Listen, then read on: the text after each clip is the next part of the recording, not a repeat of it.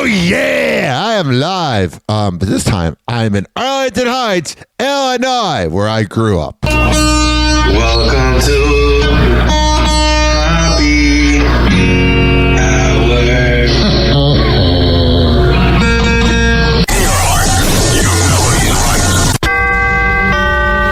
Doors closing. Hi, this is Ryan Hoppe's mom, and you're listening to Happy Hour. Welcome back to Happy Hour with Ryan Hoppe. Yes, now. Now. If I hit this button, boom, the whole program's gonna start. Okay, well, hit it. All right.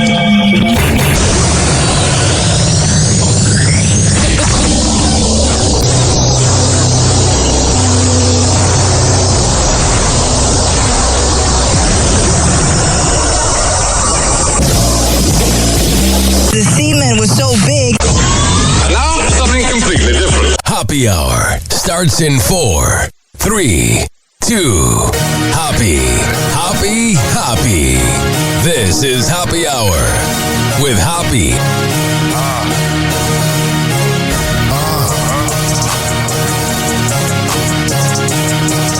Where we at?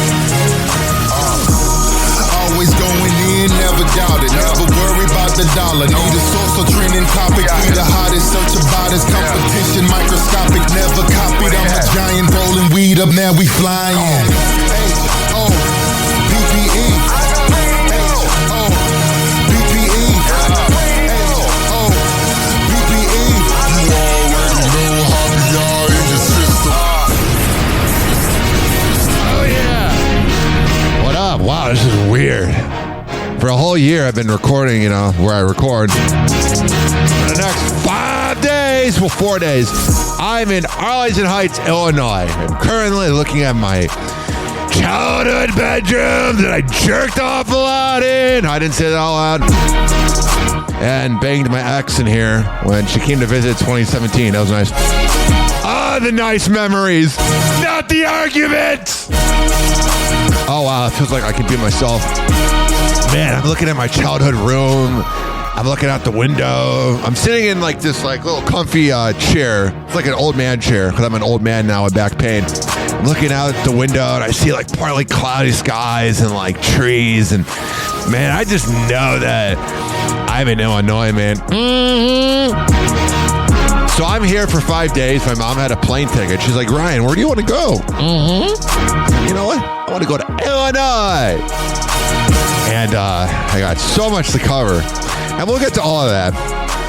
But I wanted to make sure that Bob Kevoian got his time, since he's one of the reasons many people are in radio. I mean, I have a whole checklist of things to talk about here, and we'll get to it. But I always hate when I see someone that I liked or knew or loved. It's either I'm a fan of the person, or I love them, or I knew them. I hate when I see that they died and then I gotta go to bed, because to me, sleeping is the cousin of death. I don't believe in an afterlife, so I believe that when you're sleeping, that's practice for dying. So around 8:50 p.m. on Friday, I'm having to go to bed early to get up for the airport to go to, I first landed in Atlanta, and we'll talk about that later, and then I got to Chicago. And I saw that Bob Kevoian died, and I saw that from the Bob and Tom show. And I saw that Tom was hanging out with him 3 weeks ago, and Bob was noticeably skinny, but I was just still hoping for the best. Now, I had an interesting relationship with the Bob and Tom show, and here's what it was. I never actually, they were never on in Chicago. I believe they were on in Chicago when I was 3 years old, possibly at 97.9 The Loop, but they were always in Indianapolis and smaller cities in the Midwest. And it's a very unique show because they never were incredibly dirty. They were dirty, but they weren't Howard Stern filth. And they were a comedy-based show. These two guys named Bob and Tom, and they're still on the air under the name Bob and Tom. It's kind of like Kid Craddock or the JV show, where the person dies, but they keep the name in memory. Well, Bob retired 11 years ago, and they were out of Indianapolis, and in their prime, they were on in 200 cities. So let's say a Peoria, Illinois, or Springfield, Illinois, or a Wausau, Wisconsin, or I don't know, Lansing, Michigan. I'm just thinking of smaller Midwest cities. And I bet they had their time and they might have had a try in Detroit or let's say, I don't know, Milwaukee. Because I know they were on into big cities at one point, but their home base was Indianapolis. And I think what I always appreciated about Bob and Tom was in the 2000s, we would drive to Winston-Salem, North Carolina, because we didn't want to pay for the plane ticket. So we would drive there. And when we would drive to Winston-Salem, North Carolina, it was a 12-hour drive. You drive through, Chicago, and boring-ass Indiana, a little bit of Ohio maybe one time, and you go through the worst, which is Kentucky, and then West Virginia, that's the absolute worst, 'cause it's like a speed trap, and then you get to North Carolina. So if we left around 4 or 5 a.m., we would get to Winston-Salem around 5 or 6. It's so weird to think the two uncles I was going to visit are now dead, Uncle Bob and my second father, my godfather, my Uncle Ken. But you'd get to Indianapolis around 8:30 a.m. And being a radio geek, I always knew about the Bob and Tom show. Even one of my dad's friends, they had like over 200 CDs that they released. And my dad's friend had, what am I trying to say? My dad's friend had all the CDs. So like growing up in the Midwest, even though I wasn't in Indiana, the Bob and Tom influence was definitely around. So when we would be in Indianapolis around 8:30 a.m., because it takes about 3 hours to get there from Chicago, we'd be looking for something to listen to. And I think what was crazy about Bob and Tom was that they were pretty edgy and funny. But my dad, that really didn't, and rest in peace, Dad, but he really didn't have the same sense of humor as me. I was going to say he didn't have a sense of humor, but his sense of humor was Seinfeld, Ernie Kovacs, Seinfeld, Ernie Kovacs, Seinfeld, Ernie Kovacs, and then at the end of his life, The Office, because he thought Pam was hot. But Seinfeld and Ernie Kovacs. Seinfeld, you heard me. Seinfeld and Ernie Kovacs.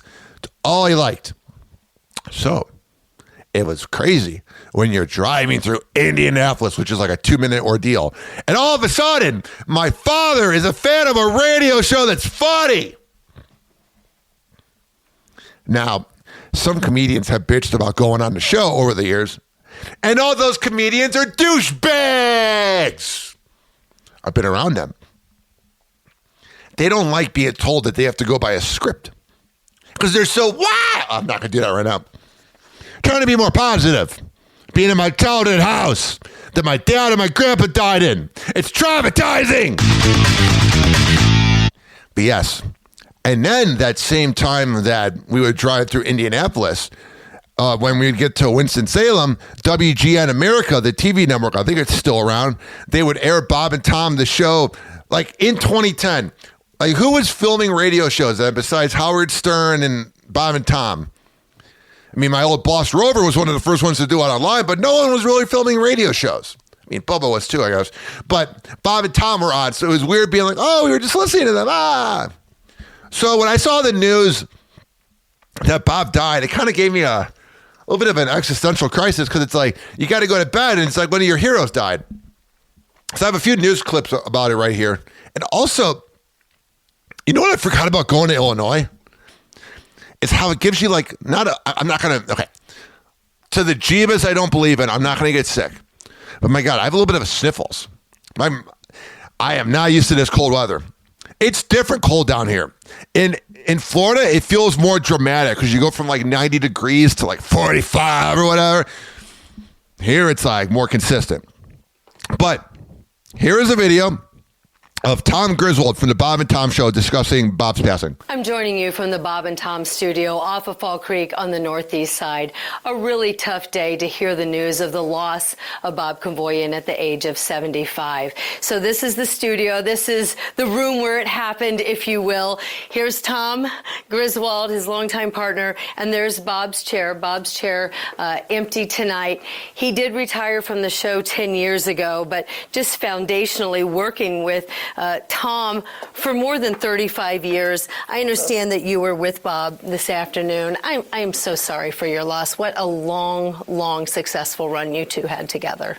Bob had a great life and a peaceful end. He was surrounded by his great family. His 3 sons were there, and they were literally singing to his favorite album, the second side of Abbey Road by the Beatles. They were singing Golden Slumbers when Bob took his last breath at the end. I had been lucky enough to spend 3 hours with him just a couple Saturdays ago, and he was looking forward to getting a few more things in. I think he was at peace with himself, but he had a terrific career. He had a great life. It was far more important than his career. He had a great life with Becky and his sons and their extended family. So, it's not going to be the same, but you have to understand that he had a great time. Right. I mean, it was Bob and Tom. Bob retired 10 years ago, and then you went on with Bob and Tom. Tom without Bob. That must have been difficult. Yeah, it was awkward. I kind of fumbled around for a while, and it just became different. And we pushed on, and occasionally Bob would stop by. In fact, he was just on a few years ago discussing the fact that he had cancer, and he dealt with it. And it had its ups and downs with respect to the road that it took. And he did have some good times in spite of the cancer. He, again, had I think it's safe to say it ended well for him. Yeah. Too soon, but he was at peace. What is his legacy? It's a legacy of laughter, being witty and funny, and being here in the morning and tackling whatever often idiocy that we tackle. In a complicated world, more complicated now than ever, we were always there trying to get everybody to see some of the levity in it. Yeah. And he was an expert at it. He would always say the same thing, which was, our show was a conversation between two friends, and pretty soon it became many more friends. So many more. I mean, starting here in Indianapolis and then syndication 20 years ago to more than 100-plus markets all across the country. So many people know Bob and Tom, and tonight are no doubt feeling the loss. And certainly our condolences are with you and with Becky, his widow. Yeah, well, thank you. Yeah, Tom's usually pretty hyper. It's very surreal seeing him being like, I don't want to use the word humble, but humble. We're going to miss him, and down the road, I'm not sure how soon we'll do some kind of a celebration of life, because I know that's what he'd want. Yeah. So there's that, and then here's the other news clip about it.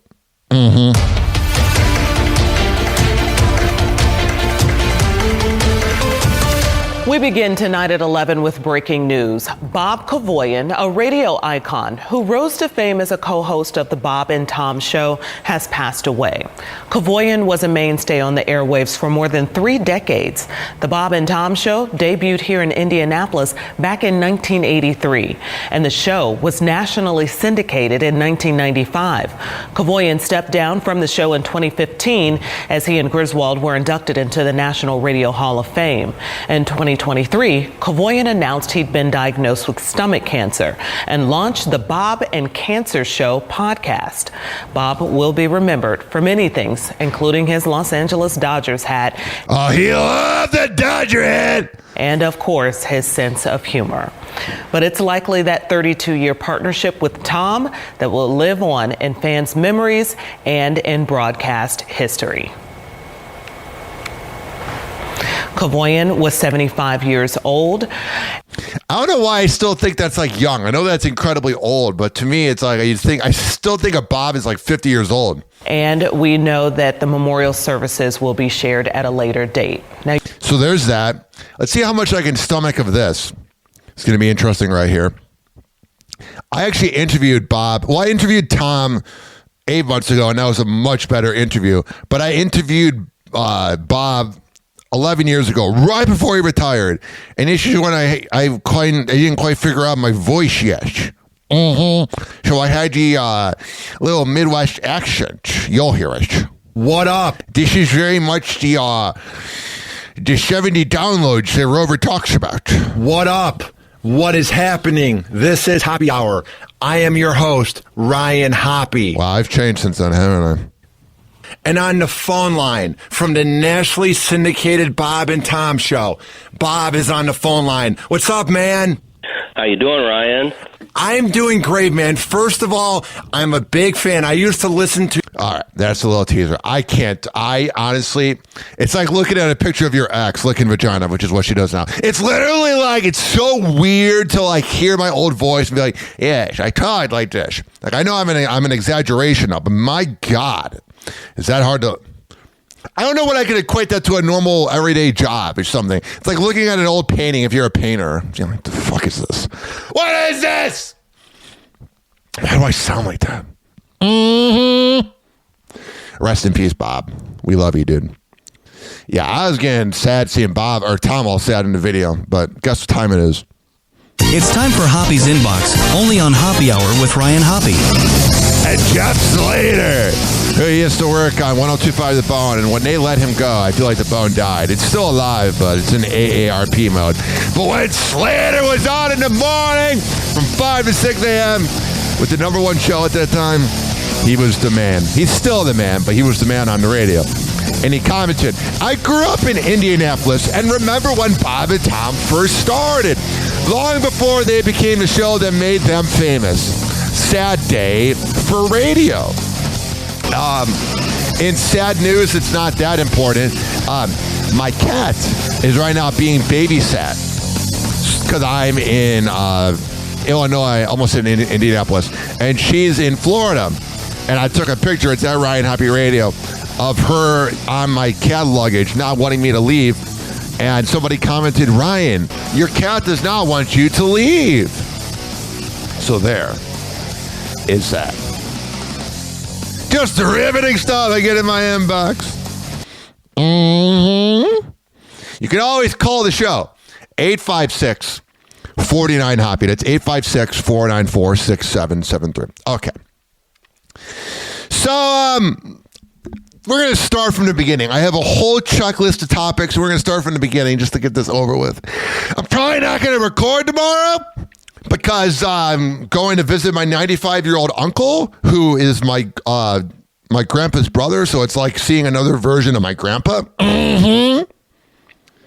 I would not, never mind. I was going to say, anyway, I'm just very excited to go see him and his beautiful wife, my Aunt Jean. So tomorrow, I'm doing that, and then I'm going to Dance Factory Radio. I'm going to try to go to WHCM 88.3 and WNUR 89.3. Can you hear I'm starting to get a little more into character now that we're not talking about the death of one of my radio heroes? Mm-hmm. But tomorrow's a very busy day. Tuesday, I'm getting pizza with my aunt at noon, so that's going to be fun. I'll probably have a lot of leftovers. But Tuesday, I might record a show. Wednesday, I'm not sure. What I might end up doing, though, is it just inside baseball? I might end up making important videos. Like if I see a thing on social media that I'm like, I need to make a video about that, I'll record the audio and include it later. But now I'm just giving you my little inside info, and I'm putting you to sleep. Well, in St. Pete, there is a new Aldi's. Mm-hmm. And, I went to it on Friday because I needed to get okay, I'll admit, this is me as a man admitting it. The way I feed my cat is I have the huge bag of cat food. Mm-hmm. That is in my fridge because in Florida, you get roaches. You can have the cleanest house ever, and you still get roaches. So I don't want to leave the cat food out. So I just put the bag in the fridge, and with my big-ass hand, it's good with fisting, mm-hmm, I can literally go in there, grab some cat food, put it on the plate, whatever. Well, I have a cat sitter looking at my cat.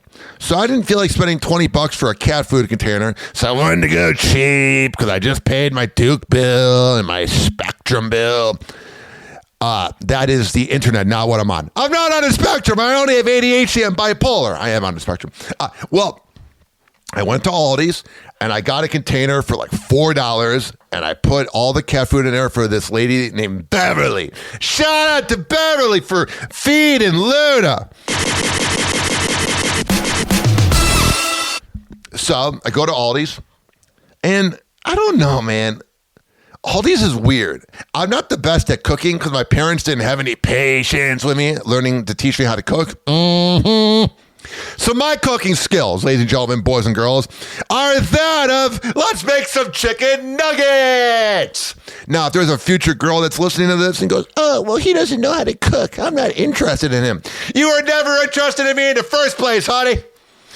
And if you can bear this show, you can bear me, because this is all fake. What I'm telling you, ladies and gentlemen, boys and girls, is I'm at Aldi's, and I feel like the like frozen food could be a little better. Like they had this pre-made shepherd's pie for like 2 months, and it was so good. And you cook it in the microwave in 15 minutes, and voila, you got shepherd's pie.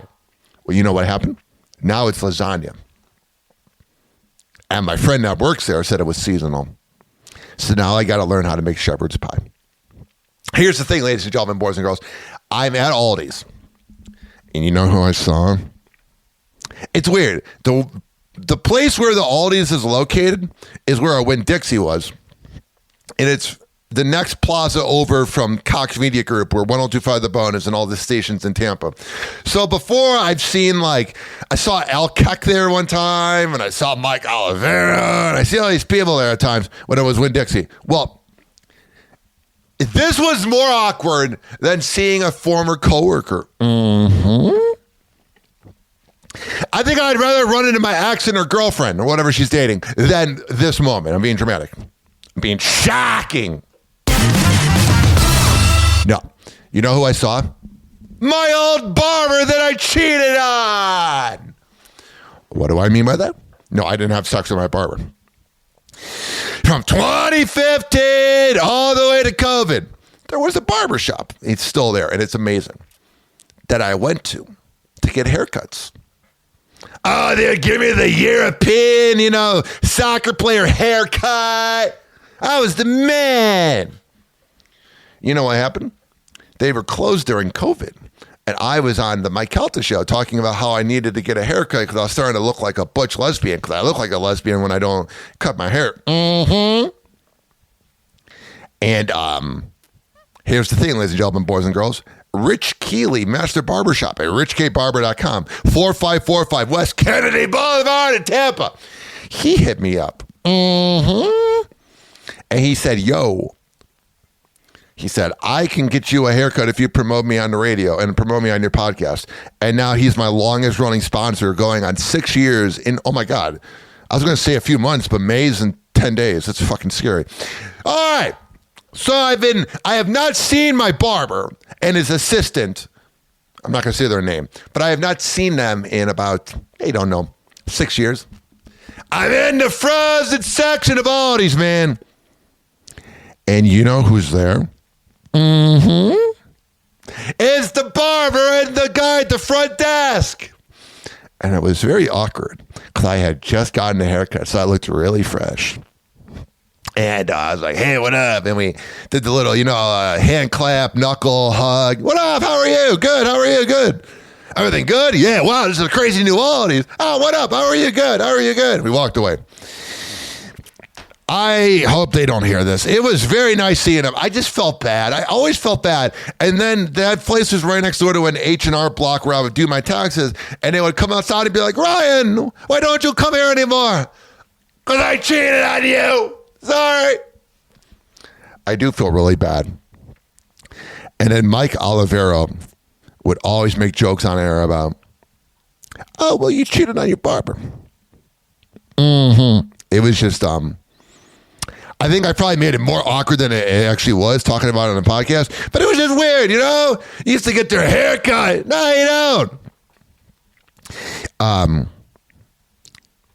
So the last night that I was in town, in Florida, of course, it's the night that Luna does not want to sleep with me. The last 3, 4, 5 months, I put a pillow next to my head against the wall, and Luna lays next to me.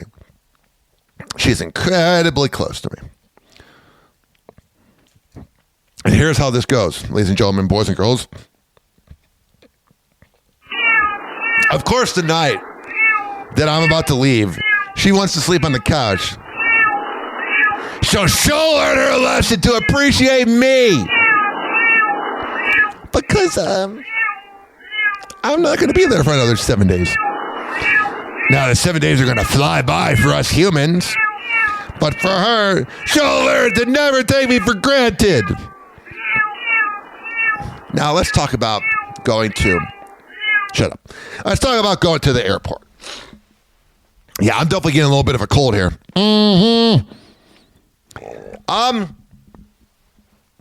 It's very weird. And this is not me talking bad about the Tampa airport. Because everybody knows that I love the Tampa airport. But my God... I tried something out socially. Probably shouldn't have. At 7 a.m. on Saturday. At the airport, there's a sign right before you get to the baggage area. It says, please thank our hardworking employees. So a woman in a TSA outfit walked by me as I was walking in, and I go, thank you for your hard work. And she looks at me and glares at me. So then the person that you take the picture with, when they take your picture and then you give them your ID, I said, thank you. And he looked at me weird. Must have had spaghetti sauce on my shirt. I don't fucking know. Son! The lady that scans my body. I said, thank you. And she looks at me weird. You know, why do you have a sign that says, thank the employees? And then when I thank you, you don't give a shit. It was annoying. I love the Tampa airport. But my God. Do airports have the worst, and this is all airports. I don't know if they just have a deal with Coca-Cola. I mean, at least at the Tampa airport, they had Rain Energy. Oh, yeah. You know what my breakfast was? Because I'll see some people having like an Eggs Benedict before they go on an airplane. I'm like, you're going to have to poop in the middle of the plane. No, I had hummus and pretzels, and I had a Rain Energy, orange cream, breakfast of champions. But my God, when you go to any of the like O'Hare Airport or Atlanta Airport, all they have is Coke, Sprite, Diet Coke, and Monster Energy. I'm like, why? Why? But you know what's interesting, ladies and gentlemen, boys and girls? I don't know why my voice just went like that. I hate checking my luggage. On my prep sheet, it's not a literal sheet. That's just a term they use in radio. No, on my Google Docs, I have my thing that says monologue, and I guess I was thinking of the word bag and then the word luggage, and I wrote baggage. I definitely have plenty of that. Now, with my luggage and my personal baggage, but with my luggage, I hate giving it up. I love holding my luggage and my baggage at all times. Proudly. Of course, being in Section 7 of the airplane, of course it was fucking full to Atlanta at 7 a.m. Everybody wants to go to ATL. Not at all. It's a halfway point. But they're like, our overhead bins are completely full. Please check in your baggage and your luggage. That was a joke. It's a little played out now. Well, ladies and gentlemen, boys and girls, I had to give them my luggage. So you know what happened? I had my podcast board that I'm talking into right now. I had that in there. So you know what I did? I took out the podcast board and carried it in my backpack because I was like, I'm not going to trust you guys not throwing this against the wall. You've seen how those maniacs at the airport do it? They like throw it. I ain't letting you do that. That's not how I ride, man. That's not how I work. This stuff's very important. It might not sound like it. You might be listening and go, wait, but this is something, okay? And then when I got to ATL, I was feeling a little manic. And I know everyone's like, oh my God, it must be so amazing being tall. I mean, it's good with the women. Because they're always like, how big are you? And I'm like, pretty big. Gee, I wonder why my family doesn't like my show. But ladies and gentlemen, boys and girls, you know what happened? What happened was I could not fit in the fucking seats. Even if I were to get first class. I'm telling you, I could not fit in those seats. It's on my story, so it's gone. But I literally had no room in those seats. and my back hurt after going on. So when I got to the ATL airport, I've always liked the Atlanta Hawks. I liked them with Joe Johnson and Josh Smith, Jamie Smooth. I believe that was. I think that's what they called him. And Al Horford back in the day, and Jamal Crawford and Mike Bibby for 3. And then I liked them with Trae Young. And then once they changed the rules about flopping, he didn't get as many fouls. But I've always liked the Atlanta Hawks. And I see from afar, as I'm at the airport, I see an Atlanta Hawks logo. And I go, oh, that's cool. I wonder if that's like a shop. Maybe I'll buy a hat. It was an Atlanta Hawks bar. It was great. I was an alcoholic for a day. I had a Jack and Coke at 10 a.m. Oh, it was marvelous. They were very friendly. They had a Southern hospitality. And they were playing 2000s jams. A lot of Southern Atlanta music. It was great. That picture is still up at Ryan Hoppe Radio. Shout out to the Atlanta Hawks bar. You guys kick ass. And for an airport drink, you make really good Jack and Coke, especially when it's double. Oh, yeah. So, and a real quick PSA before we continue on. I want to let you know, ladies and gentlemen, boys and girls, that the freaking the TSA, I hope they're being paid now, and they're incredibly underpaid. They worked hard. But the Uber drivers out there, it was 30. I got into my Uber to go to the Tampa airport, and my Uber driver goes, how much was your ride? As we're pulling out of my apartment, which is about 20 minutes without traffic from Tampa airport. And I go, oh, it's about, I don't know, $32. He goes, $32? He goes, I'm only getting paid $7. So I did tip him $10. I mean, a humble person wouldn't say how much they tipped out loud, but I ain't humble. But here's the thing, ladies and gentlemen, boys and girls. That is utterly ridiculous how much they are tipped. That is what you call a scam. Just wanted to say that out there. So here's how it goes. I land in Chicago. I watched like 6 episodes of the show Power, Book 3, Force, the Tommy Egan show.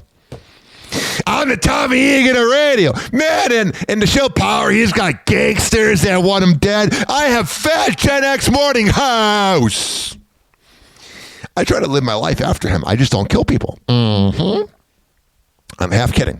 Well, ladies and gentlemen, boys and girls, I watched about 5 episodes on the airplane at the airport, and I was just in like hyper mode. It's like, yeah, just watch the show about a gangster. Let's go.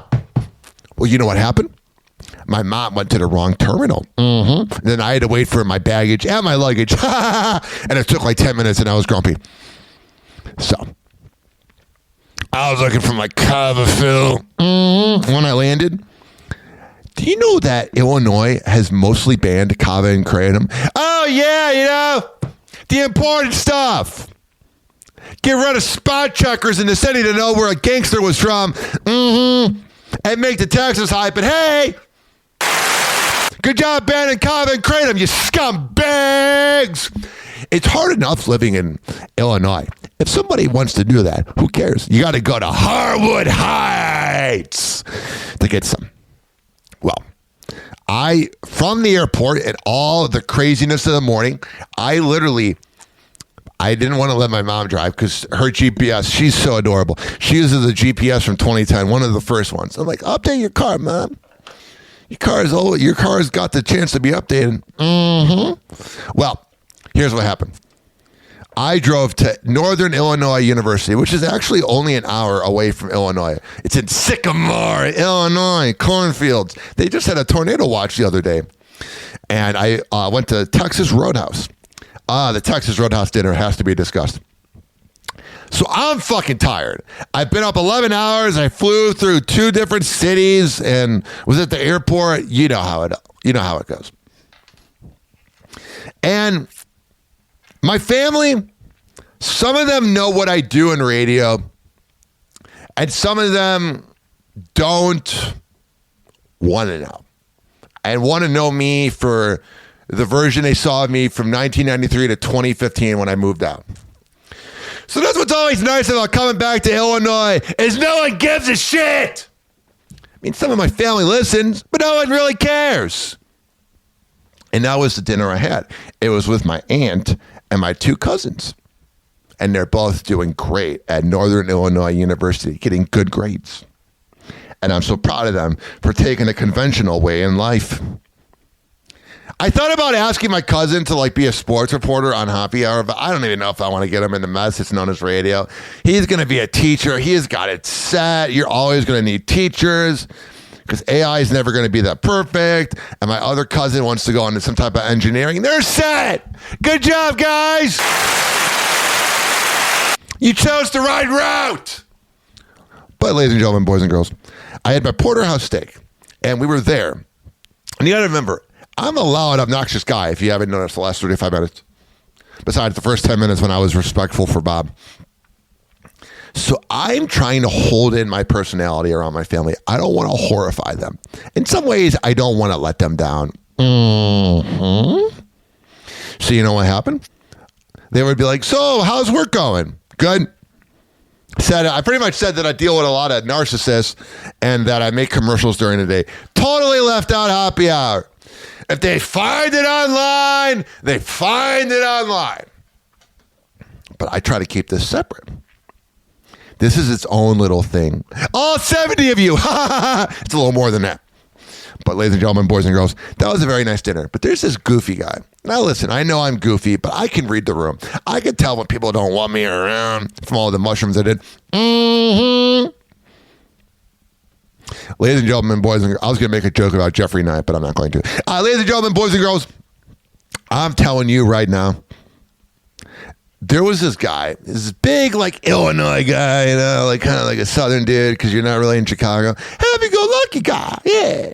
Like, he could be like a character on a sitcom, like your funny fat friend that's got, like, Chris Farley hair, like a millennial. And he's like, how you guys doing? You guys doing good? So me and my mom get there before my family. And he's like, oh, and you got to remember, I just got off an airplane and I just drove an hour. I don't really feel like talking. I know I come off outspoken on the show, but I can be a jackass. But I was nice. And the guy's like, oh, so is it just you? I'm like, no, my mom's in the bathroom and 3 people will be here. Oh, is there any occasion? I said, we are celebrating their birthday, but he goes, oh, do you want me to get the saddle? And you want me to sing and do a whole loud thing for them? And I'm thinking about my aunt who's an introvert and my 2 cousins that are pretty shy. I was like, no, we're good. He's like, are you sure? Are you sure you don't want it? Are you sure? I'm like, yes. Are you sure? And he was real pushy. Mm-hmm. I would love to see him on dating apps. Are you sure? Are you sure? Are you sure? So we have our dinner. It's a great time. I'm very politically correct. I was in very much politician mode, asking more about them and then trying to change the subject for me.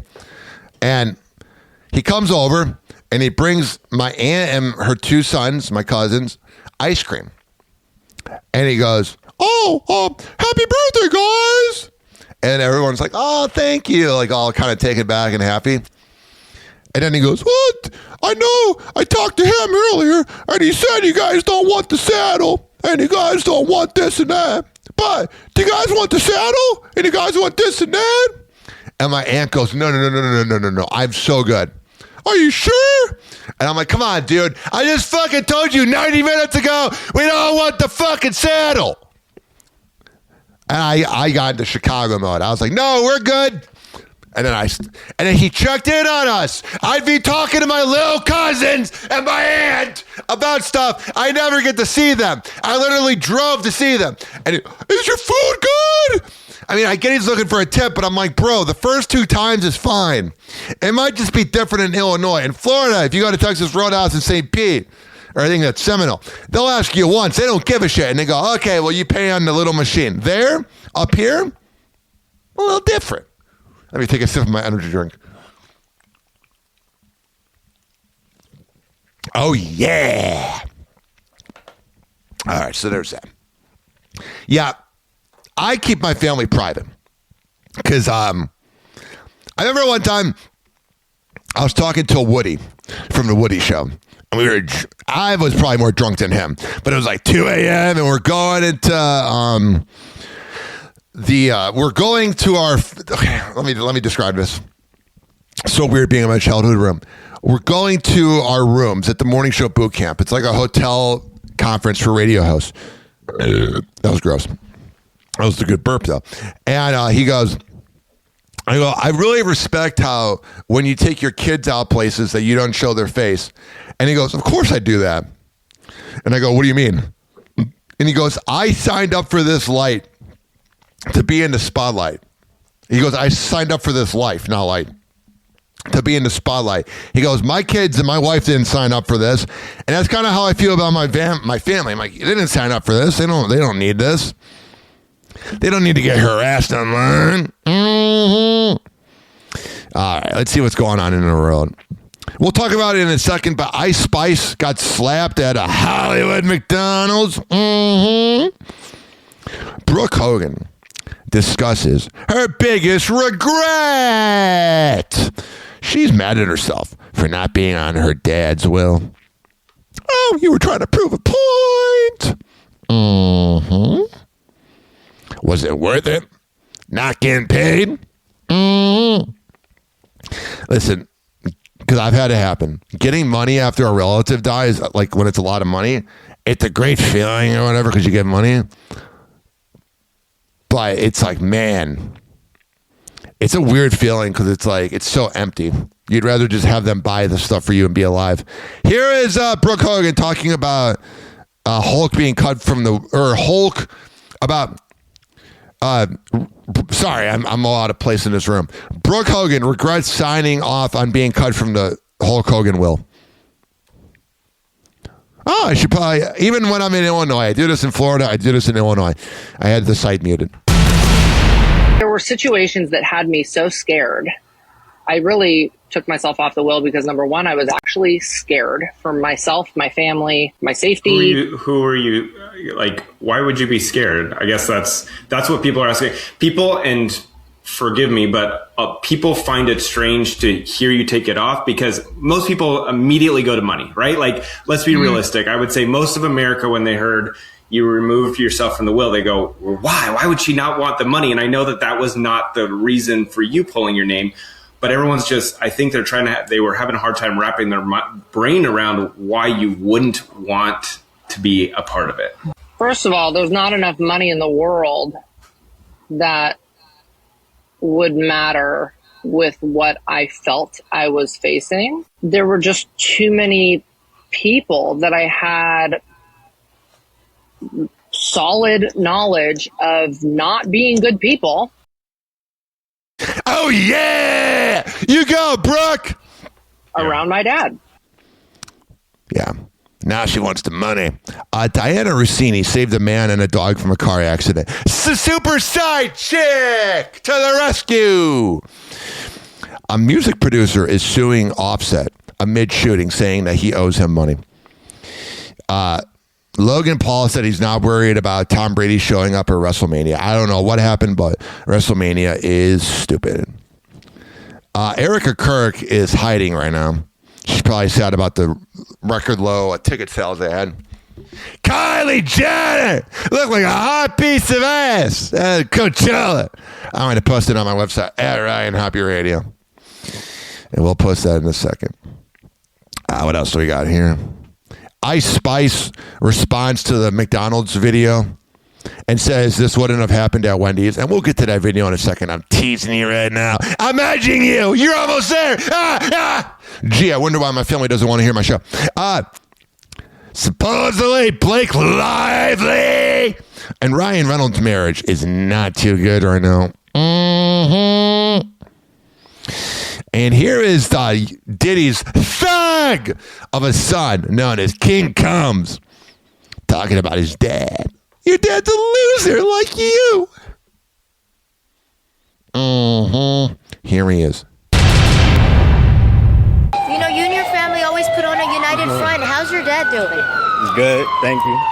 Blowing some guys. Is there anything he wants anybody to know about his situation? There's the cops getting that thug, King Combs. question? Anything you could tell us? Love y'all. Love you. Are you hoping he's free? I love running trains with him. Are you hoping he gets free? Free pops. All right, there you go. What do you think is the exact age that someone is considered old? The official age is 69 years old. The data suggests many of us are putting off habits that help us age well. And Gen Zers don't think you look good when you're old. So there's some riveting news from the Daily Mail. Take it or leave it. I don't give a shit. You're listening, and I appreciate that.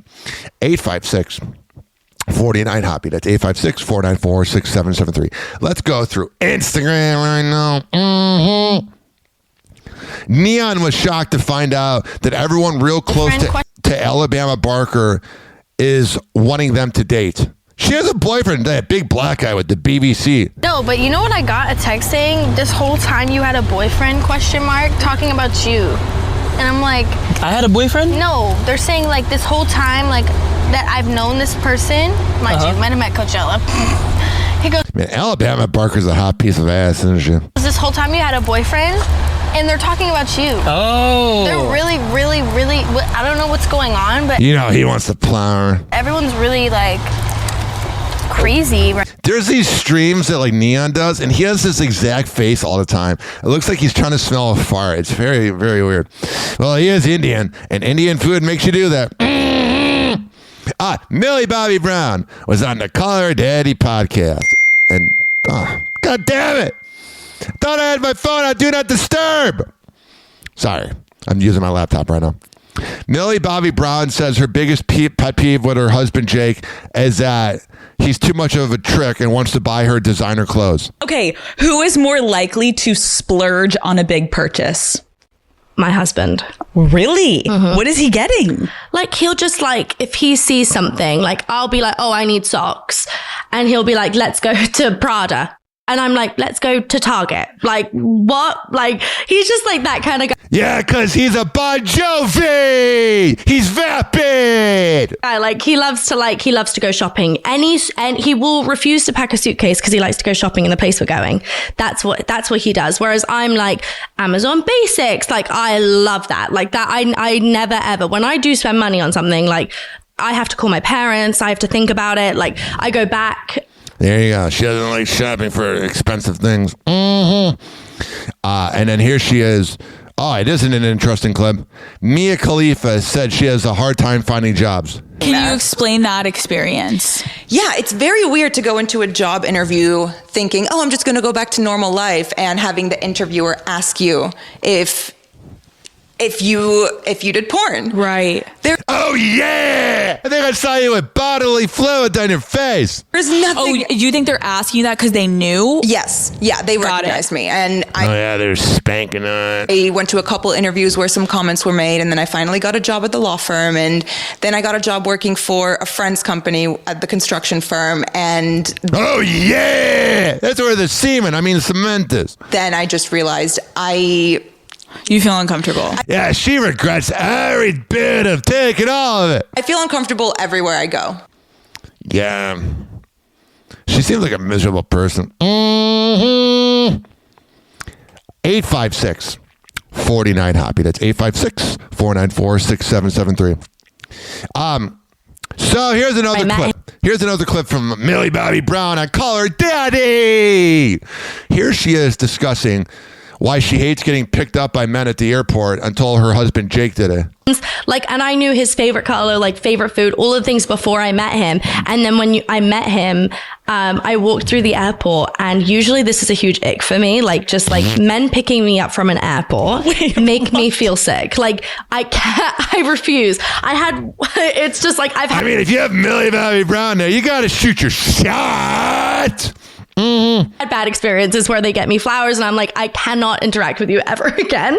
It just freaks me out. I just think it's like weird. He picks me up and I was like in love. Like, I was like, oh my God, you've broken the cycle. How have you broken the cycle? Billy, this is the most random ick I have ever fucking heard from anyone. Shut up, Alex. You're annoying. You don't see what I'm coming from. You don't see where I'm coming from. Actually, I can so see it though. Just the standing there waiting. I just can't. I can't bear it.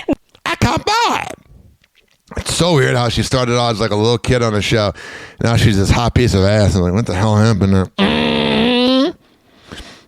She's got her own kid now. It's weird. Dana White wants Johnny Manziel and Bob Menery to fight. Is back, and I'm a woman beater loser. Dana White. He has supposedly signed a deal at Aiden Ross's fight show down in Miami to fight Johnny Manziel. Okay, I'm betting 10,000. Menery does not show up, and Bob, if you do, I'm flying to Miami to watch this one. All right, then. Make sure you don't put any women around Dana. 856-49-HOPPY. That's 856-494-6773. You can tweet at me at Ryan Hoppe Radio. You can always email me, RyanHoppeRadio@gmail.com. Let's see what we have right here. Oh, it's our dumb president. He says gas prices are not high. How longer will Americans continue to see these high gas prices? Well, they're not very high. If you look at what they were supposed to be in order to get rid of a nuclear weapon with the danger that entails. So the gas prices have come down very much over the last 3-4 days. I know, that's what ABC says, but the fact... Fuck you, dude. You're a loser. And MAGA's going to be like, see? I mean, I'm already hearing MAGA go, this is a part of the process. It's like the Philadelphia not Flyers, the 76ers fans. Trust the process. I don't. So the woman that attacked Ice Spice in a McDonald's, here she is saying why she did it. My friends and everything, and we came from the beach earlier that night. We came from the ghetto. And we decided to go walk around Hollywood or whatever. But before we did that, we decided to stop by McDonald's because we all had to use the bathroom. Oh, no, they have to bring her to a place, to take a dump or whatever. Mm-hmm. So then one of my friends, she comes out and she was like, oh, I think that's Ice Spice over there. And I'm like, oh, for real? So I go up to them and I'm giving her and the other girl she was with compliment. No, you weren't. You immediately were harassing them. And then immediately, Ice Spice was just being rude. She was like, why are you over here? You could leave. Bye. Yeah, I wouldn't want to be around you, you annoying broad. And I'm like, why are you being rude, pretty much? And she was basically saying, like, you could just leave. Bye. Like, I don't even know why you're at my table. Yeah, why are you at her table? She doesn't know the random girl. Then that's when I proceed to ask her, like, you don't got to be rude. I'm just giving you guys a compliment. No, you weren't, honey. Calls me a bitch. So after she calls me a bitch, I hit her. So I hit her, and then so I got escorted out to McDonald's. And then so after they escorted me, I'm like by my car, and I hear Ice Spice in the middle of the street talking about something. Where is that bitch at? I want to fight her with you. Woo woo. So I come back down the street, and then that's when me and her fought again, and then she just kept talking a whole lot of mess. Damn. It's not what the video says. If you're listening right now, don't turn off the show, but on your computer, look up the video. That is not what happened. Mm-hmm. She's lying. Can you believe that? A woman that would harass a celebrity in public at McDonald's while they're eating food, it's going to make them fart later. That literally, you're telling me that you don't believe that she's lying? She is. Comedian Fat Boy says that he paved the way for Drewski. Just another one of those grumpy guys that is mad that Drewski made it big. The difference is Drewski's actually funny. Here's Fat Boy. Why is Drewski's? I'm the reason why is all these motherfuckers out here, right? I'm a CEO. I don't want to do what he does. I'm not. All right, well, screw off. Doing sketch comedy. You're the first one ever. Show your ass. Here is Akon saying why he understands Nick Cannon's lifestyle. A lot of people get, maybe upset with like Nick Cannon and things like that. I don't blame him in that situation because he's being honest. He's being a slut. Forthcoming. He's being honest, and the women so are when you say they're being choosing. upset at Nick Cannon, why? Why are they being upset? Because multiple women, multiple children. Who's more upset, the guys or the girls? I think at this point a little bit of everyone. But if you could say the majority of which side is more upset? You think it's more of the women upset at Nick, or more of the guys that's upset at Nick? Probably the women. The women? Yeah. They're jealous they don't get that dick. Do you think it's because they're jealous they're not in that position? No. No, wait! What an annoying broad. Shut up. I mean, I know I got an annoying voice, but at least I'm self-aware. 856-49-HOPPY. That's 856-494-6773. Erica Kirk made her first public appearance. And of course, it's like the Drewski skit. CEO and singer, Erica Kirk. It's literally the Drewski skit.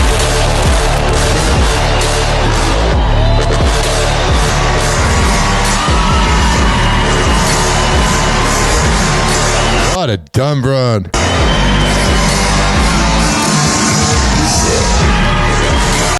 Yeah. That's the way to remember your husband. Come out the fucking EDM music you had sex to when you were a Trump model 12 years ago, honey. Mm-hmm. You're a bust down. And that's what you'll always be. Oh, man, I used to be jealous of their relationship. When I worked at the same company he worked at, Salem Media, and I would have to listen to his show, I was so jealous. I ain't jealous of anything of that guy. He died for people that don't give a shit about him. Mm-hmm. Tory Lanez is filing a lawsuit after he was sued 16 times in prison and wants $100 million. He's just looking to get that money, when he gets out of prison. Steven Jackson reacts to Nori speaking about him during the Jason Lee show. Every DM I get, somebody, my partners want to crash out, calling telling me that somebody else that said my name. Got it. I get it, bro. Y'all got to keep saying our name. Because y'all see what we doing. Y'all ain't doing nothing nowhere close. I get it, bro. No, I think Nori's pretty successful. Steven Jackson's just a wannabe gangster. You ain't tough, dude. I know you were at Malice at the Palace. You're such a badass. You're not. Caitlyn Jenner opens up about not being able to use her passport because she's identified as a male. I had to get it renewed. I sent it back. Comes back gender marker M. Mm-hmm. Screws everything up. Mm.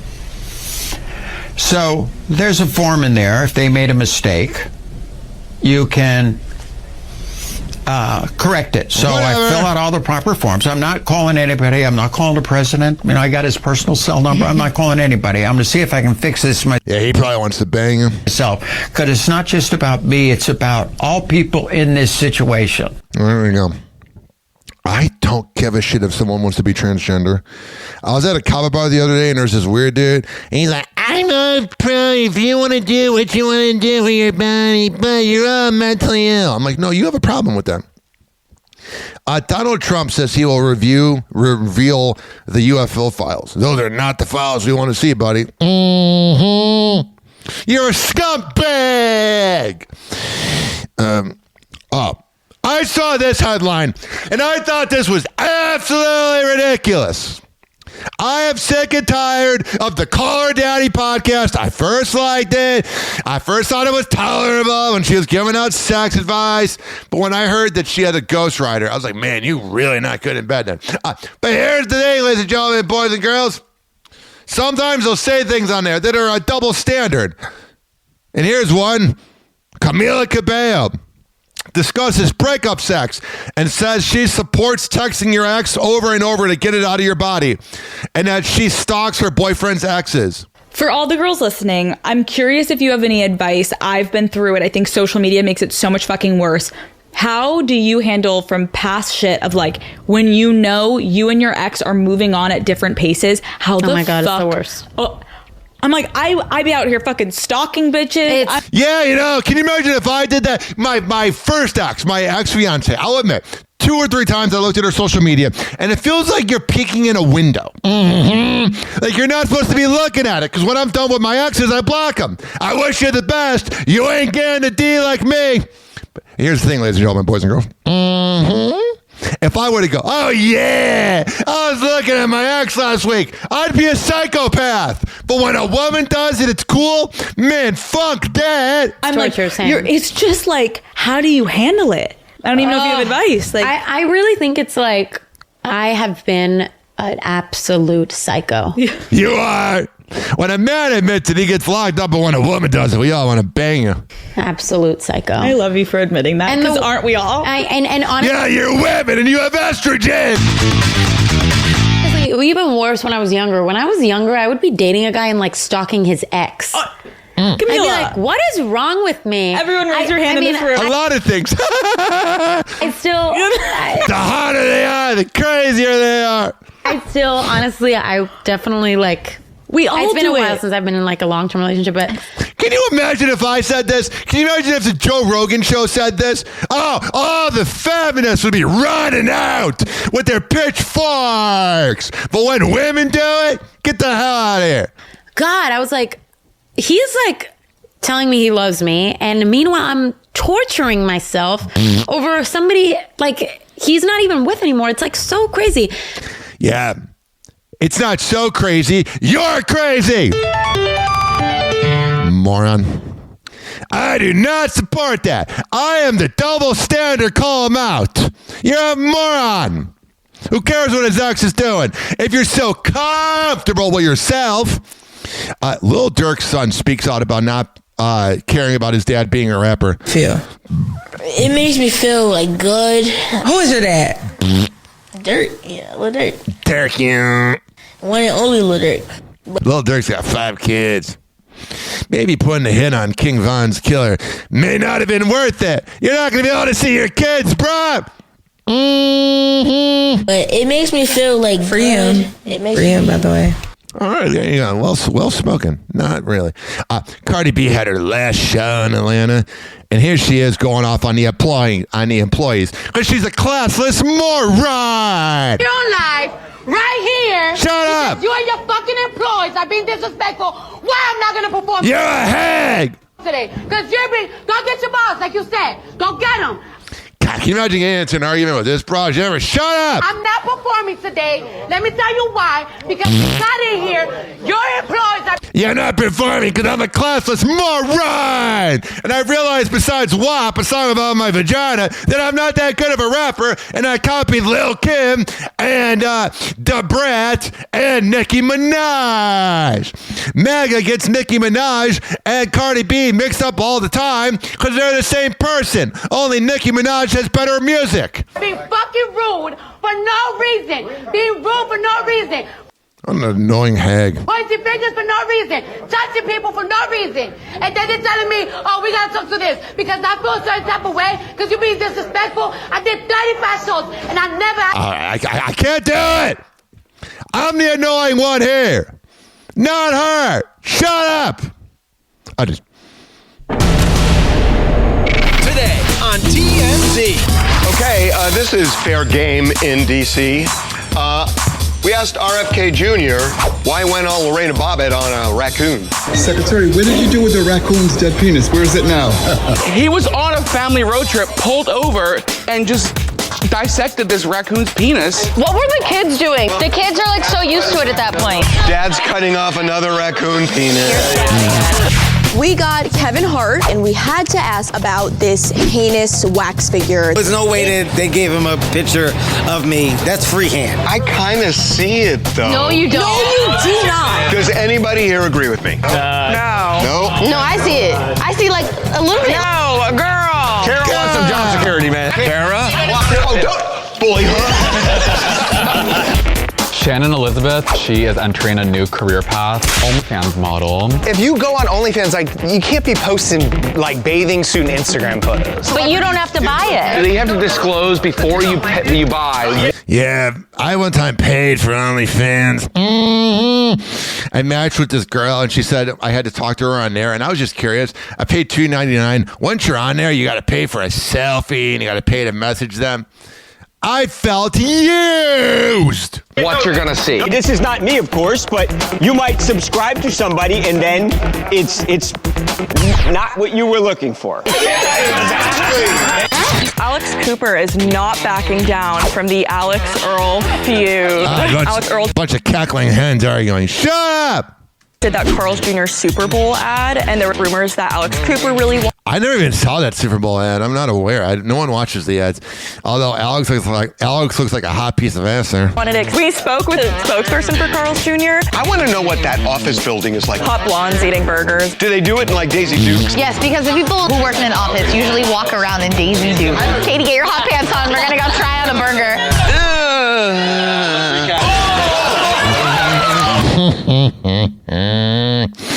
I love how misogynistic they are. It's funny. Natalie Portman is expecting. The actress is pregnant with her third child, her first with boyfriend Tanguy de Sable. Just 2 years since she and Benjamin Millepied finalized their divorce. Oh yeah! You know Benjamin feels so replaceable. After 11 years of marriage. All right, so she's having a kid. Good for her. I don't really care. What's going on here? Rihanna is setting the record straight about pregnancy rumors. However, Chrissy Clemens posted a reel April 17th expressing how wonderful it is that the 38-year-old will soon... I wonder how... Well, she's 38. It makes me feel old. I wonder how it makes her feel when there's pregnancy rumors. Like, am I getting fat? Have 4 kids running around. However, Rihanna commented under the video, denying the rumors that she's currently expecting, saying, quote, "Is the baby in the womb with us?" The singer... All right, there you go. There is that. And there's this headline. Megan Rapinoe and Sue Bird are calling it quits. Wait. I thought it was Rapinoe. What? I'm looking this up. How do you pronounce Rapinoe? Thought it was Rapinoe. Here's the video. You are looking at Julian's pronunciation guide, where we look at how to pronounce better some of the most mispronounced words in the world, like this other curious word. But how do you say what you're looking for today? We are looking at how to pronounce these names and more confusing names, many mispronounced. This is Stay weird. tuned to the channel to learn more. Megan Rapinoe. What? It's not Rapinoe? What? Whoa! The woman was right. The soccer legend and basketball star I didn't know. Breakup after nearly a decade together. I did not know that they were scissoring, man. I didn't know Sue Bird and Megan Rapinoe were dating.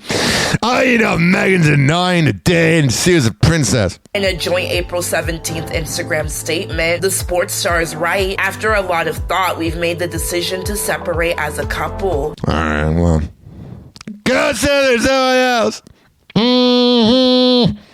Lori Loughlin debuts her latest hair transformation. It's so 90s, man. It's the jailhouse haircut. On April 16th, the Full House alum attends LACMA's opening gala for the David Geffen Galleries, sporting a short bob with bangs. All right, so she's looking hot there. Can you tell I'm not trying to be here all day? I'm at my childhood house. You don't know what's going to happen. MS attacks your nervous system. I have infusions every 6 months to slow the disease's progress, but those infusions kill all the B cells in my body, making me prone to infection. Christina, who revealed her MS diagnosis in 2021, has reportedly been hospitalized since late March. That's around the same time her podcast with Jamie Lynn Sigler went on hiatus. There will be no new episode today. I did not know there was... Jamie's so freaking hot! We will be back in a few weeks. All right. I hope it all works out with Christina Applegate. She's such a cutie pie. Pope Leo addressed the back and forth with President Trump. What an embarrassment our orange pedophile president is. The Pope saying it's not in his interest to debate the president, bringing up his name directly to reporters on a plane. All right. Good. I like this Pope. I don't like the Catholic Church at all. But he seems like a good guy. Oh, he totally does. He's from Chicago. Pete Davidson is almost tattoo-free. The comedian shows off the progress of his years-long tattoo removal journey with shockingly bare arms at this year's CinemaCon. For the April... All right, so he got rid of his tattoos. It looks good. He looks clean cut. That's right, our pop star sneak peek, guys. And you mentioned at the top of the show, Tom Cruise officially flying back into one of his most famous roles. All right, I got to skip over this because of the copyright, but they're making Top Gun 3. Have we really run out of ideas? That's all we have? And supposedly there was a couple that got into an argument at a basketball game. So we have that headline coming up. Donald Trump, 70% of people disapprove of the Iraq war. Yeah.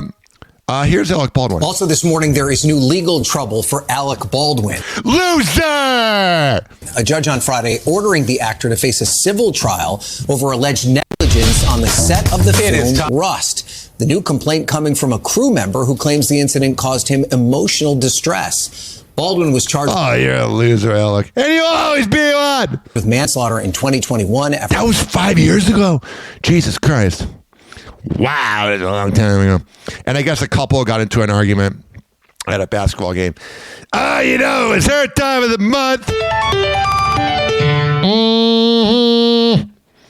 What else do we have here? Here's Jay Leno on turning 76. I met Byron when he was 14, and he was a comedy writer. And Letterman and I had a job writing jokes for Jimmy Walker. Dynamite!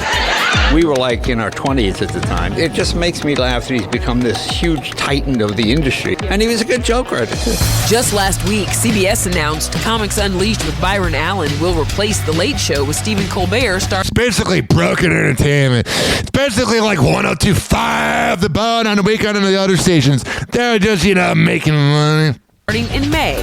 And 12 years after Jay Leno left late night, he's making a TV return on Jeff Dunham's series, The Cars That Drove Us, airing now on Discovery. They were determined to be the number one sports car in America. This is actually the closest I've ever stood to Jay Leno. It's really uncomfortable. Yeah, Jeff Dunham's really aged. Oh, you actually smell really good. Where's your dumb puppet? In just over 2 weeks, I kill you. Remember that? Night legend turns 76, and he's already joking about how he wants to be remembered. I wish when I die I could live just long enough to when they show it on Entertainment Tonight and they play the theme song slow. Jay Leno died today. I know Letterman fans don't like him, but I like him. If you, like me, had no idea who David or D4VD is before this body was found in the trunk of his car, let me catch you up. Popular singer David arrested in connection to the death of a loser teenage girl, seen in this footage obtained by the California Post. This TMZ video capturing the tense moments when LAPD officers made the arrest at his home in that had to be adrenaline pumping to get that thug. The Hollywood Hills. His music's so soulless too. It's just garbage. All right, so that's him for killing Celeste Rivas. Rest in peace, princess. Sorry that happened to you. Ice Spice is speaking out. 2 days after the rapper was attacked while enjoying a meal at a McDonald's in Hollywood, per footage obtained by TMZ. Do you ever really enjoy McDonald's? You just kind of eat it because you got the munchies. Ice breaks her silence. Making light of the April 15th altercation, Ice writes on X April 17th, alongside a snippet of the video, "This wouldn't happen at a Wendy's." In the video, the 26-year-old was seen sitting. Yeah, what? We've seen those videos of women fighting, especially at the ghetto ones. In a booth alongside a friend inside the fast food chain. There's them. And then there's this video right here. I thought this was such a double standard. If a man beats up a woman, he gets charges. But when Taylor Frankie Paul, the beautiful woman, does it, she gets away with it. Man, fuck that. If she's in a really bad place, I don't actually feel safe at all with that. That's Dakota Mortensen talking to Draper, Utah police on March 19th about an alleged incident that occurred on February 23rd. I never, ever want to hear women talk about double standards, about how hard they have it. They're getting paid more in the workplace. And you know what else is going on? is the fact that they get away with doing things like that. It's ridiculous. She beat the crap out of him. Now, do I think he's a saint? No, not at all. I think he's a scumbag as well. But don't ever cry to me when you are allowed to beat up a man. You're a loser. It's just some of the footage released from the investigation into one of the alleged domestic assault incidents. NBC legal analyst Misty Maris explains while that alleged altercation was recent, statute of limitations also came into play in regard to charges. I hate statute of limitations. That thug T.I. and his stupid hag of a wife. You know, we're doing a bunch of sketchy things sexually, and statute of limitations saved them. I think that's one of the worst things we have in America. Being filed. Anything that happened over 2 years ago cannot be charged. What? That's so stupid. No wonder the world laughs at us. I don't believe that would happen to a man, no. I really don't. Else that happened within this 2-year span, investigators and prosecutors said that there was not enough evidence. What? Not enough evidence? She was whipping the fucking bar stool of him on video. Now, if you didn't have the video, that's different. But we saw that psychopathic moron doing it in front of her daughter. Are you out of your mind? This is women protecting women, the same women that claim they want equal rights and that they're feminists, until it's time for them to face the same trouble men face. Ridiculous. Corroboration of either person's story. You're a loser, Taylor. I don't care how freaking hot you are. You're a sociopath. To actually move forward with criminal charges. All right. Well, protect the woman all you want. I never ever, oh no, we have it so hard. You have it better than ever. Hot-ass girls get jobs in radio because they're hot, okay? And I'm not making it about me right now. I'm just saying in the job, hot girls are getting jobs. So shut your ass. Shut up. Enough of it. Now. Oh, it's so hard being a woman in 2020. No, it's actually hard being a man. Because when you get beat up, no one gives a shit. Oh, wow. This really escalated, didn't it? What a sociopath. You know, though, in bed, she brings the ruckus. I mean, at least she has, you know, some sort of talent. Mm-hmm. She can provide something to the world. Happy Hour. Happy Hour.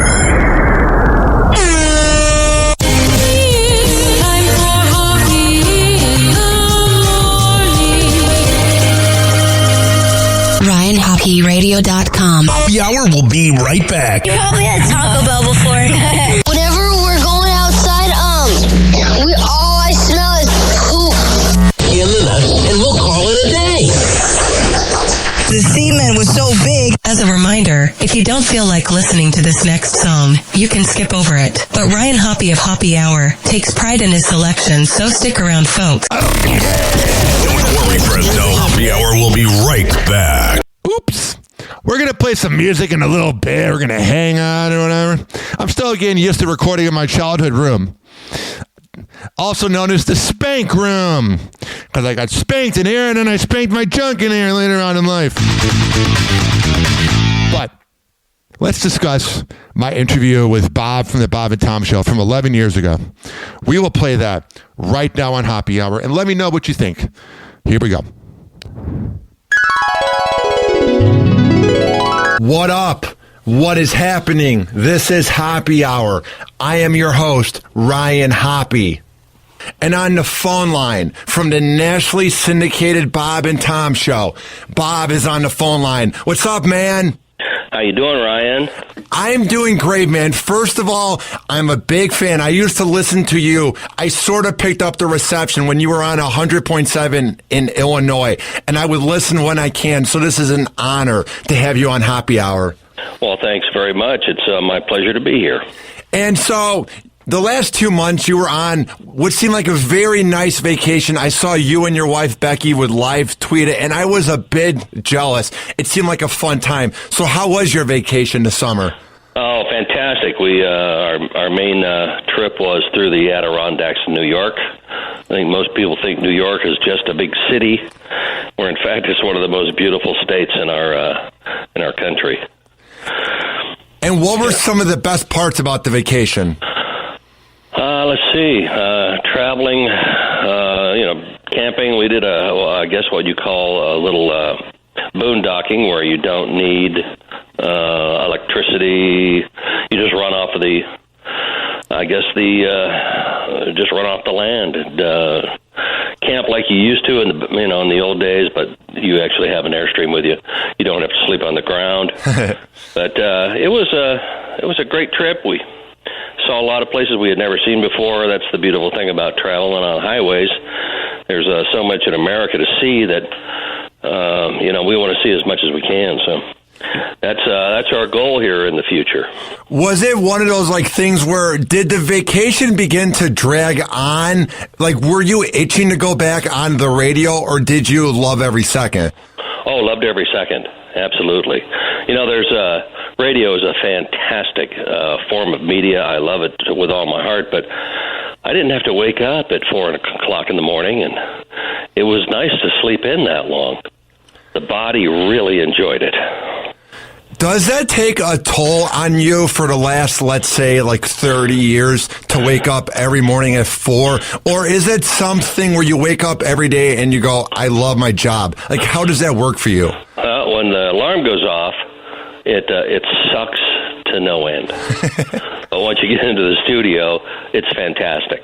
The toughest part, in my opinion, they pay me to get out of bed. So I struggle to get out, but once you have your shower and a cup of coffee, everything's right with the world, and you go in and talk about it. So it is. People say, "Oh, you must be used to this." No, you never are. It is hard to get out of bed every morning. What is the key to having a great show when you're on very little sleep? Because I can imagine it must be weird since you're heard in so many cities when that mic's on and you're like, crap, I'm talking on the radio. Do you ever have that moment? Well, you have a good support staff. Yeah. When you have Tom, Christy, and Chick, it makes things so much easier because they're great broadcasters. And, if one of us is not feeling well, someone else picks up, and you just keep going. And we can tell. I mean, we've been together for so long. We can tell when somebody is not hitting on all 8 pistons. So it's a good mix with the group, and we know how to, just figure out what the other one's feeling that day. If someone's not feeling all well, I mean, you kind of step up and help them out.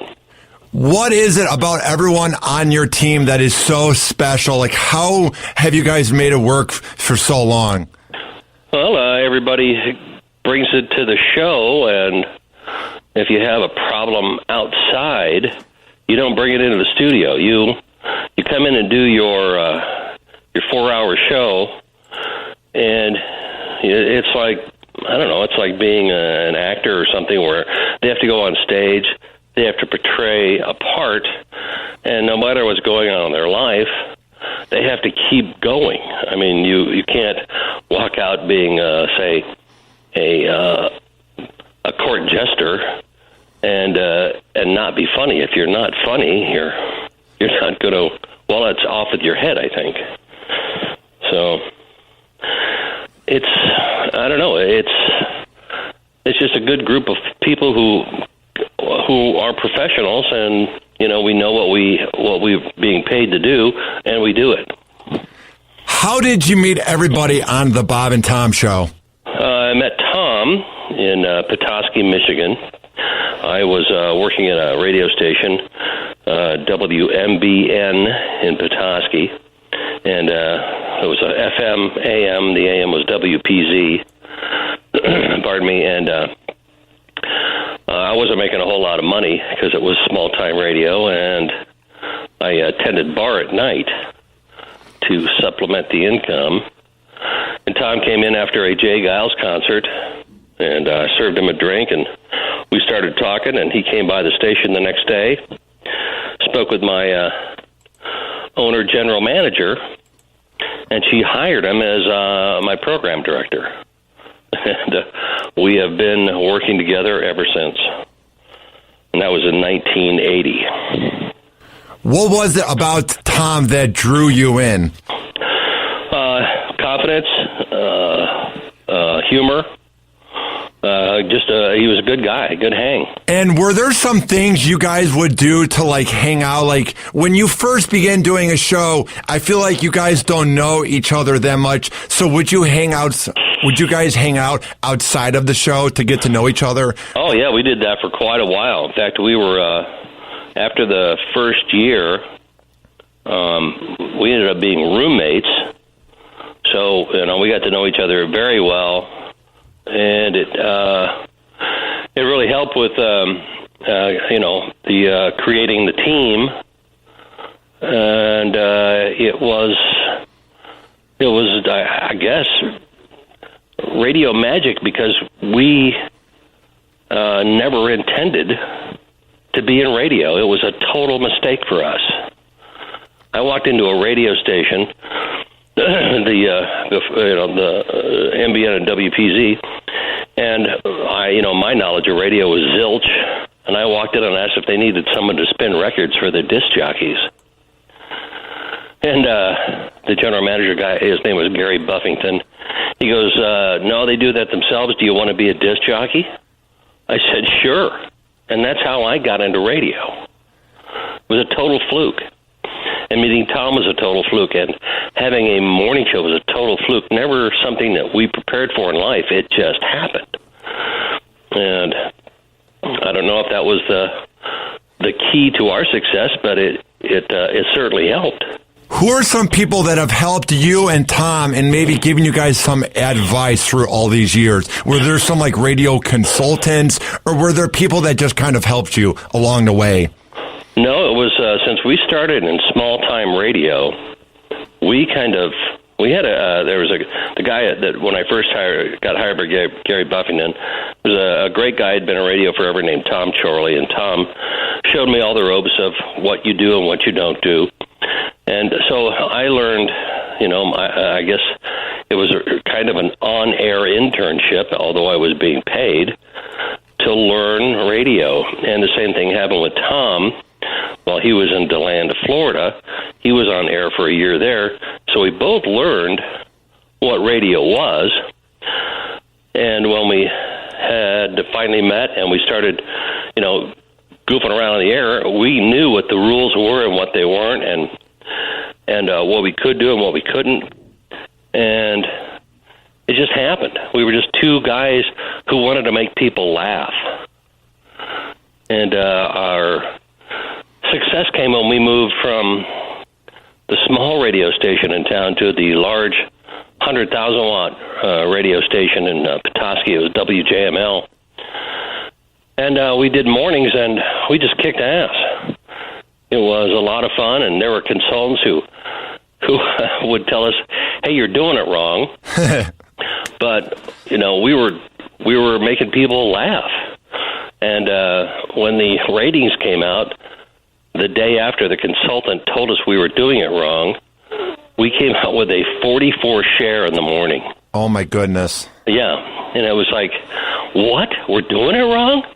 And next thing you know, we're getting offers from around the country to go places, and we got hired at WFBQ in Indianapolis. And that was in 1983, and we have been there ever since. What is the key to having great ratings all these years, especially since you've been at the same place all these years?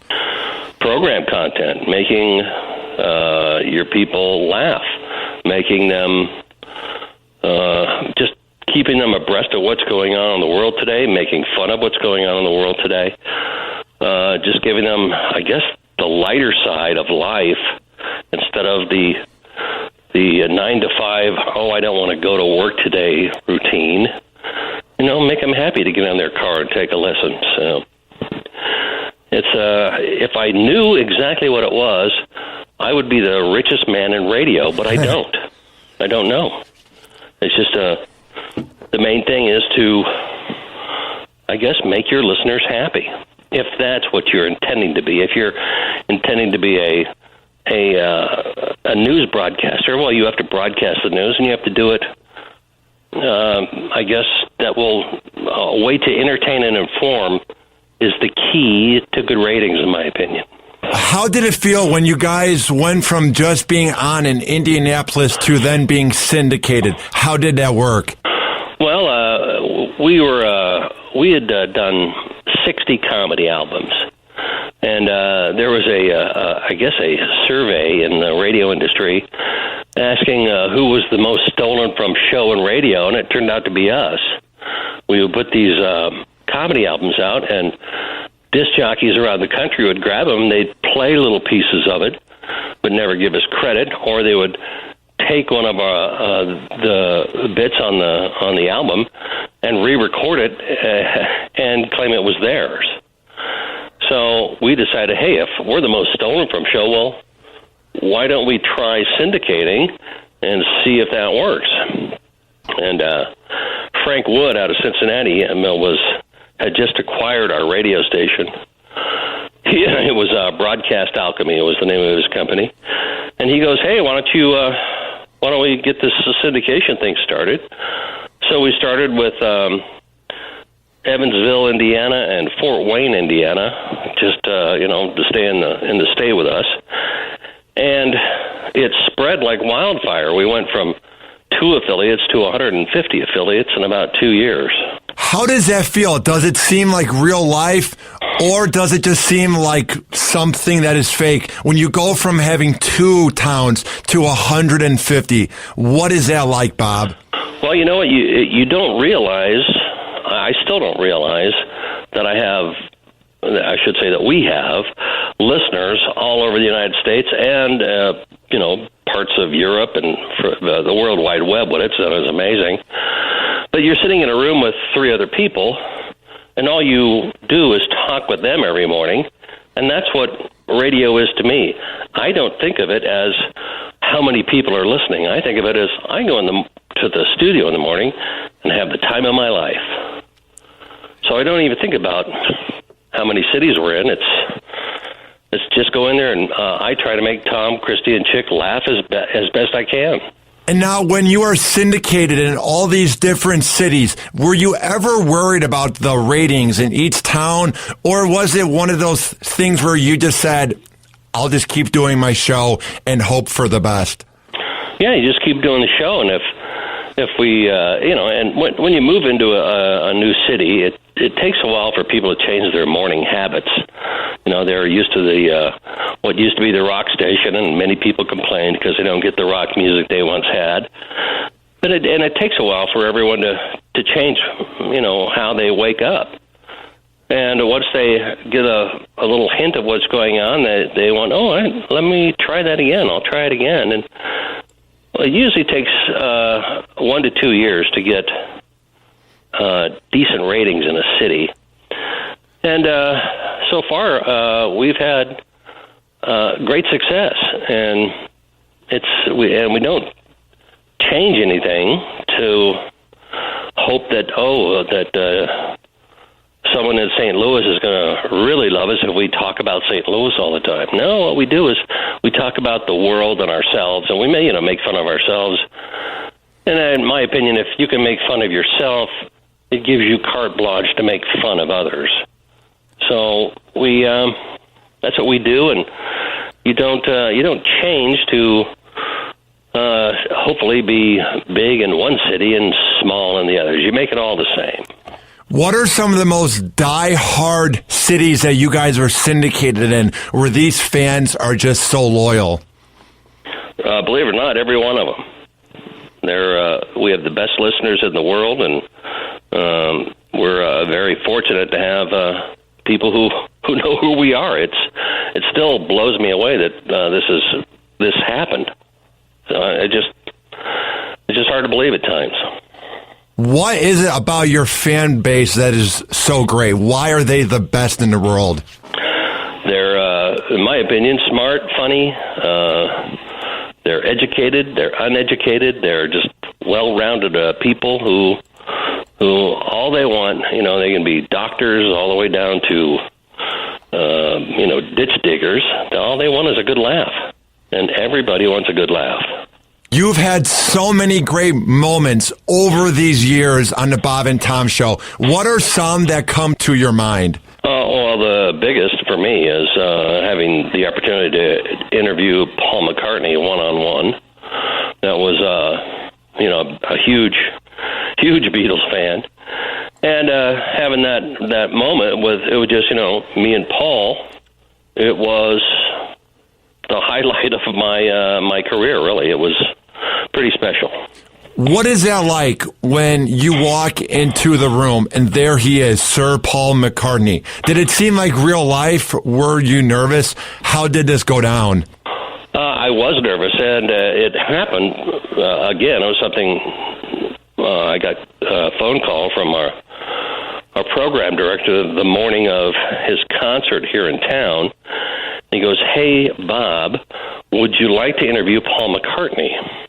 And I said, "Is this a joke?" And I said, "I'd love to." He goes, "Well, be at the arena at, I don't know, probably his show was at 8. I had to be there at like 5 or something." And I'm sitting in this room listening to them sound check. I can hear them in the distance.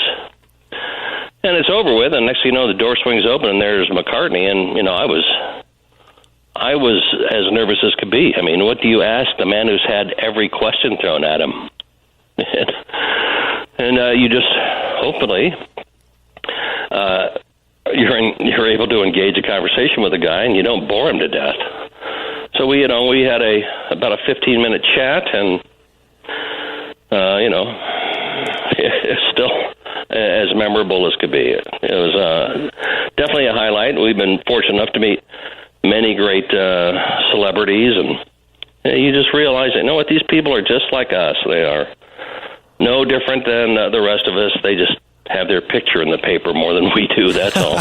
What is the key to having a great interview, and what do some people do wrong when these interviews go down south real fast?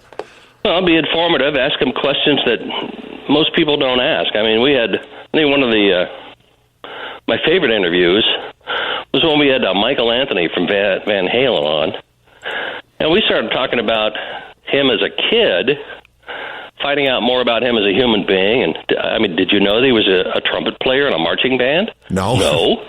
That's the kind of stuff, that people want to know more about their celebs that you don't see in the tabloids. Get in there and find out about them. And also, it's just like in journalism, who, what, when, where, why. And it really does answer and help you write questions and get good answers. Now, when it comes to interviews, you guys are so nice to comedians, giving them their big break. How does it feel that you guys have helped launch so many radio careers for comedians? Well, comedy is what we do and what we enjoy, and the one thing that we enjoy just as much as our listeners is we love a good laugh. And if you're a good comedian, we'll have you come on and hang with us. It's amazing how many great comics there are that are truly funny, and then how many comedians there are that are more like actors who have memorized monologues, and they go out and do a 45-minute show. The ones who are truly funny, that are just naturally funny, are the ones that we like hanging out with, and they're usually the ones who go on to great success. And again, the reason we have them on is because we, just like our listeners, love laughing. So what better thing to do than to feature some of America's greatest comics? Who are some of the best comics that you guys have had on the Bob and Tom show? Well, you have, you go through, George Lopez. We got George Lopez. We started him when he was just a pup. I mean, we were his first radio thing, and we had him on as a regular. Both Tom and I were part of George's, or I should say George is part of Tom's wedding, and George is an old friend, and he's become a huge star. Brad Garrett, Tim Allen, some of my new favorites are Tommy Johnigan, Chad Daniels, Jimmy Pardo. There are just so many great people that are out there. And we've had hundreds and hundreds of, I should say thousands of comics come through the doors, and every one of them are brilliant. There are a couple of exceptions, but we're very fortunate And if you can hang with us for 3 hours and just be funny, and most of them aren't even using their material because they're just naturally funny people. And it's a blast. I mean, again, it's all about the laugh. And now, when did you guys begin putting on live comedy shows? Oh my, that would be more of a question for Tom. He and some other folks helped get that started. And Chick and Christy go out on those all the time. I don't know, it might have been 10 years ago. Now, with all the comedians that you guys feature at the show, how happy are they when they find out that they're not going to be at a comedy club for once and in front of a live, large audience? Oh, well, for them, it's tremendous because they only have to work Friday and Saturday instead of working, Wednesday through Sunday. So it's a two city gig, and they're in front of usually a sold out crowd. So yeah, it makes them very happy to be part of it. So now here is some big news for the Bob and Tom Show. You guys are going to be going into the Radio Hall of Fame. When did you guys first find out that you were going to be nominated? Well, I didn't know I was nominated. I found out, believe it or not, from a Twitter follower that I going, what's this all about? And I went to the link that he had on his tweet, and I said, I'll be damned, I'm nominated for the Radio Hall of Fame. I had no idea. And then when I found that out, it was, I think, 2 or 3 days later that it was confirmed that we were indeed being inducted into the Hall of Fame. So it's it's still a real shocker. How honored are you? Does this make all the work that you guys have put in all these years, does it just make it even more worth it? Well, yeah, it's nice being recognized by your peers, and it's still somewhat shocking. I mean, we're just hanging out in the studio, yucking it up, and all of a sudden now we're Hall of Famers. It's kind of weird. Yeah. Now, it won't be for a few more months, but do you see you and Tom going to this event? Yeah, it is next month. It's on the 5th of November, and yeah, we are definitely attending. Because that must be such an honor to have put in all this work in radio and they nominate you into the Hall of Fame. Now, for kids like me that are breaking into radio in 2015, what is some advice you would have for us? Well, again, it's keep your listener entertained. It is entertainment. That's why people tune in. They love being entertained. They love being informed. They love laughing. They just want to know what's going on around them. And if you can do that, in my opinion, that's the recipe for a successful show.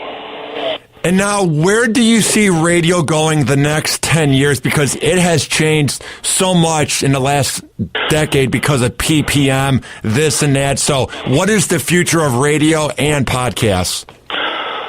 Radio and it looks like and podcasts will be around forever. The one thing about I guess broadcasting, that it's kind of like cable and satellite television now, where there's 1,000 channels. Which one do you watch? Yeah, I mean, now that there's I don't know how many podcasts, 10,000s. Which one do you listen to? And radio stations, there's tens of thousands across the country. Yeah, which one do you listen to? The one you listen to is the one that entertains you, and you will eventually find it. There's a lot to go through, but what's your favorite channel on satellite dish? There's one that you always go to, and you'll eventually find that broadcast entity that will entertain. So there's always room for more. But people weed out the bad ones, and we'll find the good ones. And now, how much longer do you see yourself in radio doing the Bob and Tom Show each morning? I'll always be in radio. I'm getting up in years. I don't know how much longer my body will take it, but I just don't know. Is it one of those things where you're just going to sort of play it by ear since you love doing the show each morning? Yeah, probably. It's just right now. There's I just hope I wake up every morning. Yeah. I do know exactly what you mean, Bob.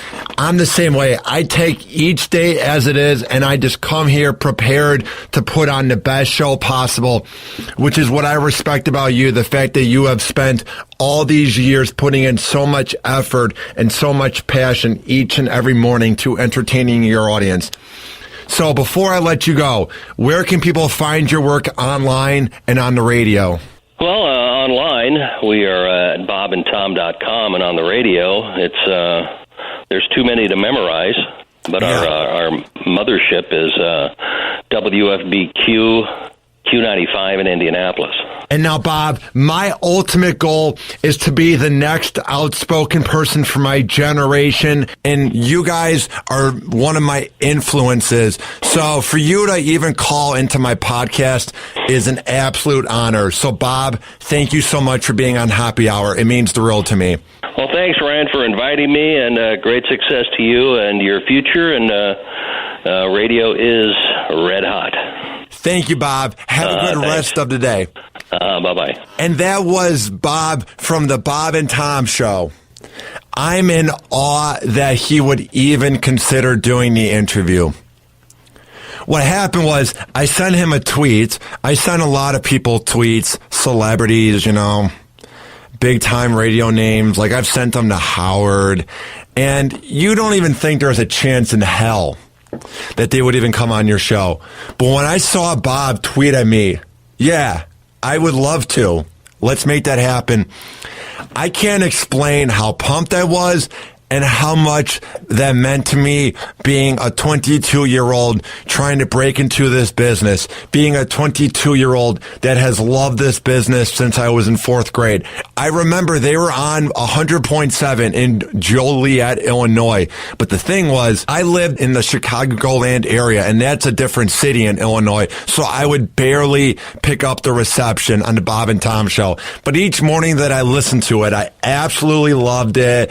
Also, I respect the longevity and the classiness that they have brought to radio, and the fact that they never resort to exploitation or making fun of people. The fact that he just wants to entertain people, like he said, if it's someone working in an office or if it's someone that's digging a ditch, that he just wants to entertain them and to keep them entertained each and every morning as they go about their 9-to-5 job. So the fact that Bob would even come on the show means the world to me. This has been Happy Hour. I am your host, Ryan Hoppe, saying peace out. Happy Hour. Happy Hour. This is an official broadcast of Hoppe Radio. For more info, check out hopperadio.com and hoppesworld.com.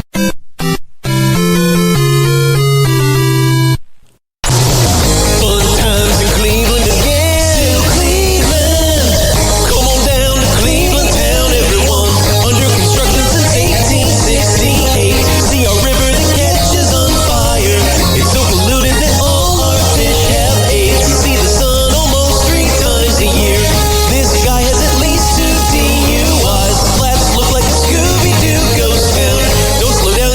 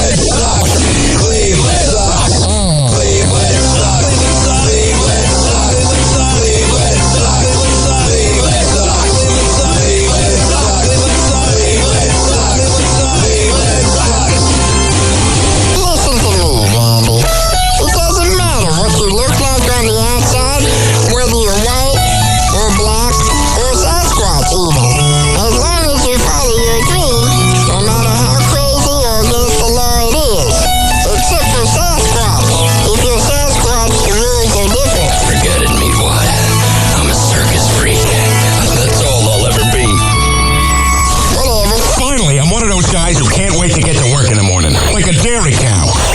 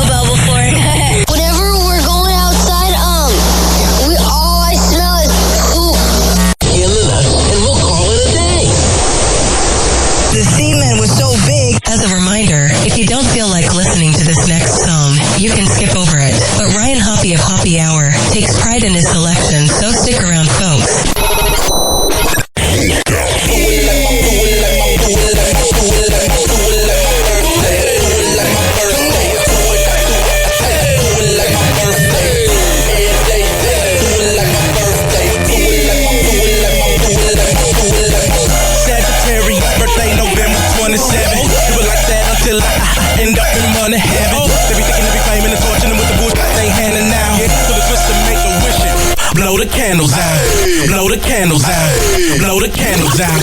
Sagittarius birthday November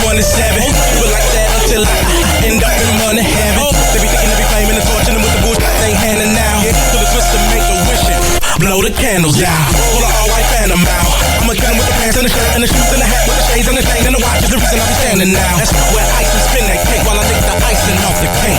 It's Twist the B-Day, y'all. Come on, everybody, put the celebrate me. Do it like my birthday. Do it like my birthday. Do it like my birthday. All day. Do it like your birthday. Do it like your birthday. Do it like your birthday. Birthday, baby, yo, yes, I'm the hound dog. Now my some troublemakers don't have them around, y'all. Whenever we in the club, we show love to all the haters. Down and out with my shit, spike like a gladiator. Yes, I'm the gladiator. That's the gator. What's the interlude now? I'm ready to brother later. You need the bug in the streets, player. Don't watch me, watch my feet. To the tragic out, lend her umbrella. Ella, hey, I'm Manila. When I get done, she gon' bring me my cheddar. It's just the beginning, it only gets better. Now with my hat, now with my shirt. You gon' do it like the last day on earth. And if you really want to spill on the deal, you will sound like a mug. Yeah, slide in the mud. Do it like my birthday. Do it like my birthday. It's going down, man.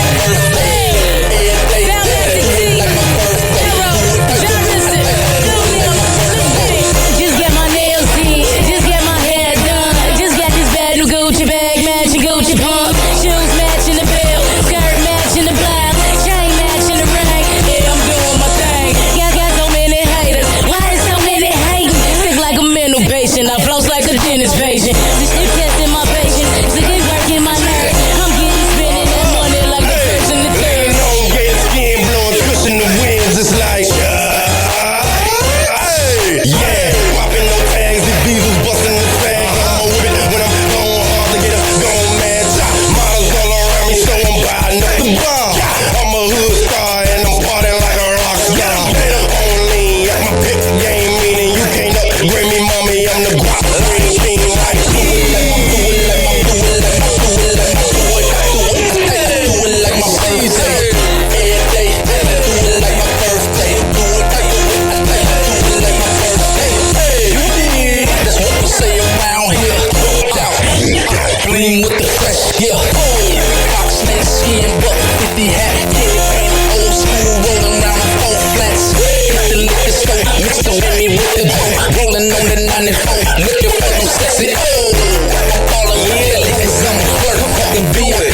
Don Juan got the I do it like my birthday. I do it like it hurts. Hey, watching these bad bitches do it in the worst way. I'm a winner, mama. I am in the first place. Catch me on the dance floor throwing at my birthplace. I'm an animal. I woke up on a Monday and subsequently I ain't go to sleep till it was Thursday. It's a shot of Patron and blow a birthday. Get up with a chick, take her home on the first day.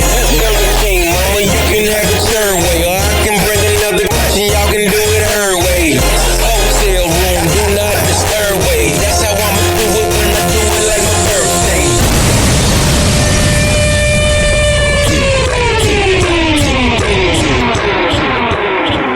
Happy Hour will be right back. Oh, yeah. Let's go through all the sponsors right now.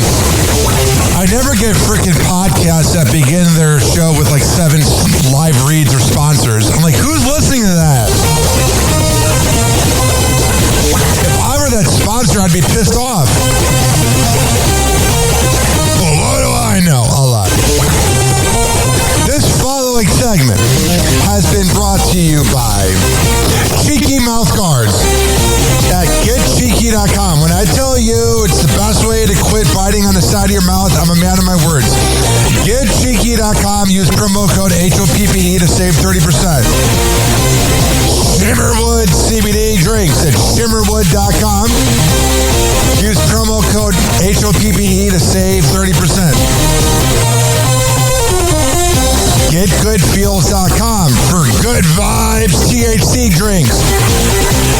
Go to GetGoodFeels.com and use promo code HOPPY to save 20%. OldGlory.com for the best t-shirts around. Use promo code HOPPY to save 15%. Garden State Distillery Dirty Vodka. GardenStateDistillery.com. Use promo code HOPPE to save 15%. Aspire Green Tea Drinks at aspiredrinks.com. Use promo code HOPPE to save 20%. Afura Coffee. AFUERA coffee.com. Use promo code HOPPE to save 20%. FSDrinks.com. For the best boba around, use promo code HOPPE to save 20%. Oh, you're looking for the best beef jerky? BigForkBrands.com. Use promo code HOPPE to save 20%. And finally, are you looking for a good energy bar? QuantumSquares.com. Use promo code HOPPE to save 20%. All of these are on my website, RyanHoppyRadio.com, RyanHoppe radio.com. I would hope you know how to spell radio. Or it's in my podcast section. So whenever you listen to Happy Hour like you are right now, in the podcast description is all of that. We're going to come back on Happy Hour. Keep this party going and going. But let's hear from Hammer and Hank, which you can hear the Hammer and Hank Show with Henry Oakes and Ryan Hoppe on Spotify by searching up Hammerin, HAMMERIN Hank Show, and check it out on his podcast feed. People with autism are often treated like they are different. Believe me, we are. Hi, this is Henry Oakes, but my buddies may have known me as Hammer and Hank. I was labeled as slow when I started school. Come to find out at the age of 12, the doctors decided I was autistic. Now at the age of 48, I have completed an associate's degree in radio broadcasting and worked in the San Francisco Bay Area as an on-air personality. So yes, I am different. People with autism have no needs, no different than you. Laugh, love, and learn to get an education and join the workforce. I did it, and so can anyone else with autism. So when you meet someone with autism, don't feel sorry for them. Work with them. Find out for yourself that autism isn't a disease, it's a condition. To find out more about autism, please visit autismspeaks.org. Autism Speaks. It's time to listen.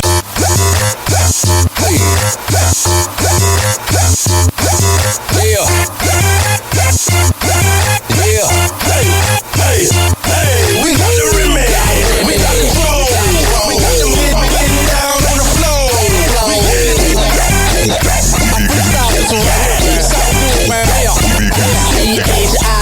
Got a new sound, making all the get down.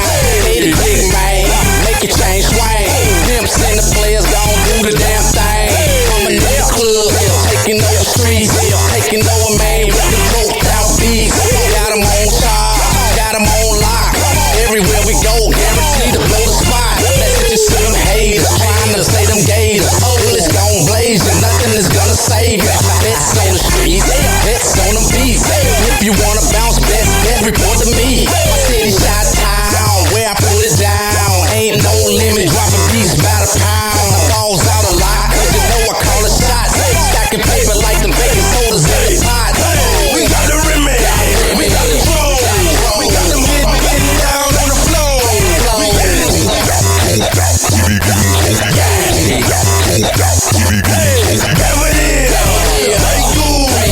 Hey, shawty, let me see you get loose.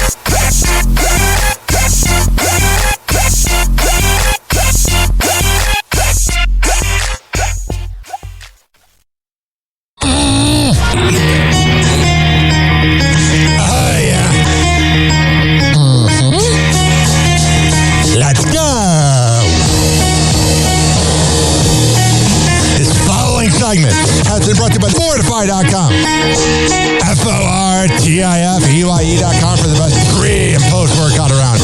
Comes in the form of coconut caramel and fruit punch. However the hell you want to get pumped up before the gym, go to Fortify.com and use promo code Ryan20. Amir Academy of Martial Arts at AmirAcademy.com. 2700 22nd Street North in Edmonton, St. Petersburg. Women's self-defense classes, kids classes, MMA classes, whatever the hell you need. I'll go. Out there. WhatChasePrinting.com, the best printing company in all the Bay Area. Business cards, posters, yard signs, whatever the hell you need, print it up. I'll go. Out there. Finally, are you mentally ill like me? If you live in Florida or Maryland, go to counselingoncall.net and there you can sign on. Alright, we're going to come back and happy hour, keep this party going. Hello again, it's your favorite San Francisco DJ, Hammer and Hank. I may look normal, but the truth is, I have a condition known as autism. That's right, it's a condition, not a disease. Fact is, autism can strike anyone, regardless of who they are. People with autism normally have difficulties in verbal and non-verbal communication skills, social interactions, and leisure activities. In a recent study, people with autism are less likely to have a job and more likely to become homeless. I beat the odds by having loving friends and family, having a college education. I have even worked in the San Francisco Bay Area as an honored personality for many years. Always remember that people with autism want the same things as you, to be happy and successful. To find out more about autism, please contact your local mental health center or visit autismspeech.org. This is Hammer and Hank, and I appreciate your kindness. Since you complain, cool breaks. Hoppy's hour almost done. Feels like robbery in banks. Ryan Hoppy on the mic, dropping wisdom in streams. Syndicated sorrow, now it's time to shatter dreams. Oh, the Hoppy hour is coming to a close. Radio waves fading like a wilted rose. Laughter and joy dissolving in the air, but we keep the rhythm. Oh, life's just so unfair.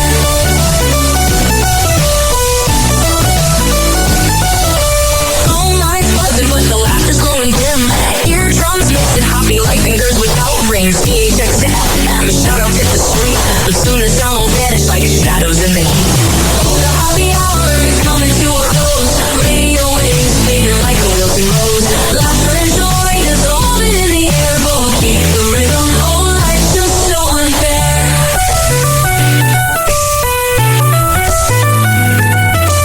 Oh, life's buzzing, but the laughter's growing dim. Eardrums mixing Hoppy like fingers without rings. PHX to FM, shout out to the street. But soon the sound will vanish like shadows in the heat. Oh, the Hoppy hour is coming to a close. Radio waves fading like a wilted rose. Laughter and joy dissolving in the air, but we'll keep the rhythm. Oh, life's just so unfair. Oh, life's just so unfair.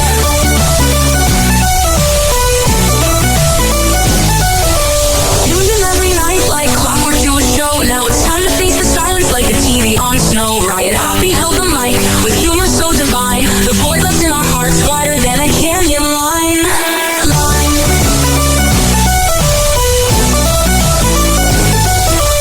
Empty speakers, silent time but coming to an end like a roller coaster stopping round the river's bend.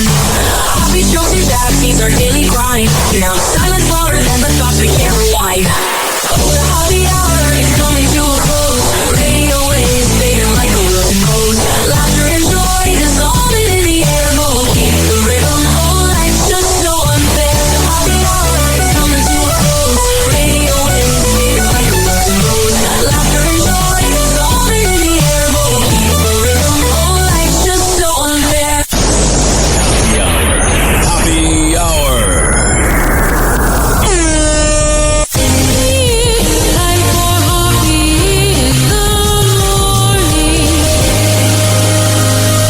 RyanHoppyRadio.com. And like that, he's gone. You probably had Taco Bell before. Whenever we're going outside, we all I smell is poop. I'll kick you in the nuts and we'll call it a day.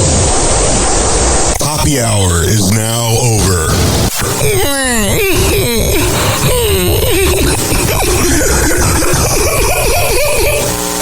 Happy hour is now over.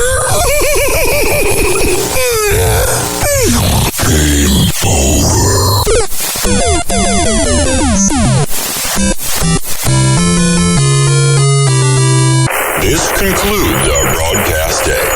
Good night, and God bless America. Doors closing.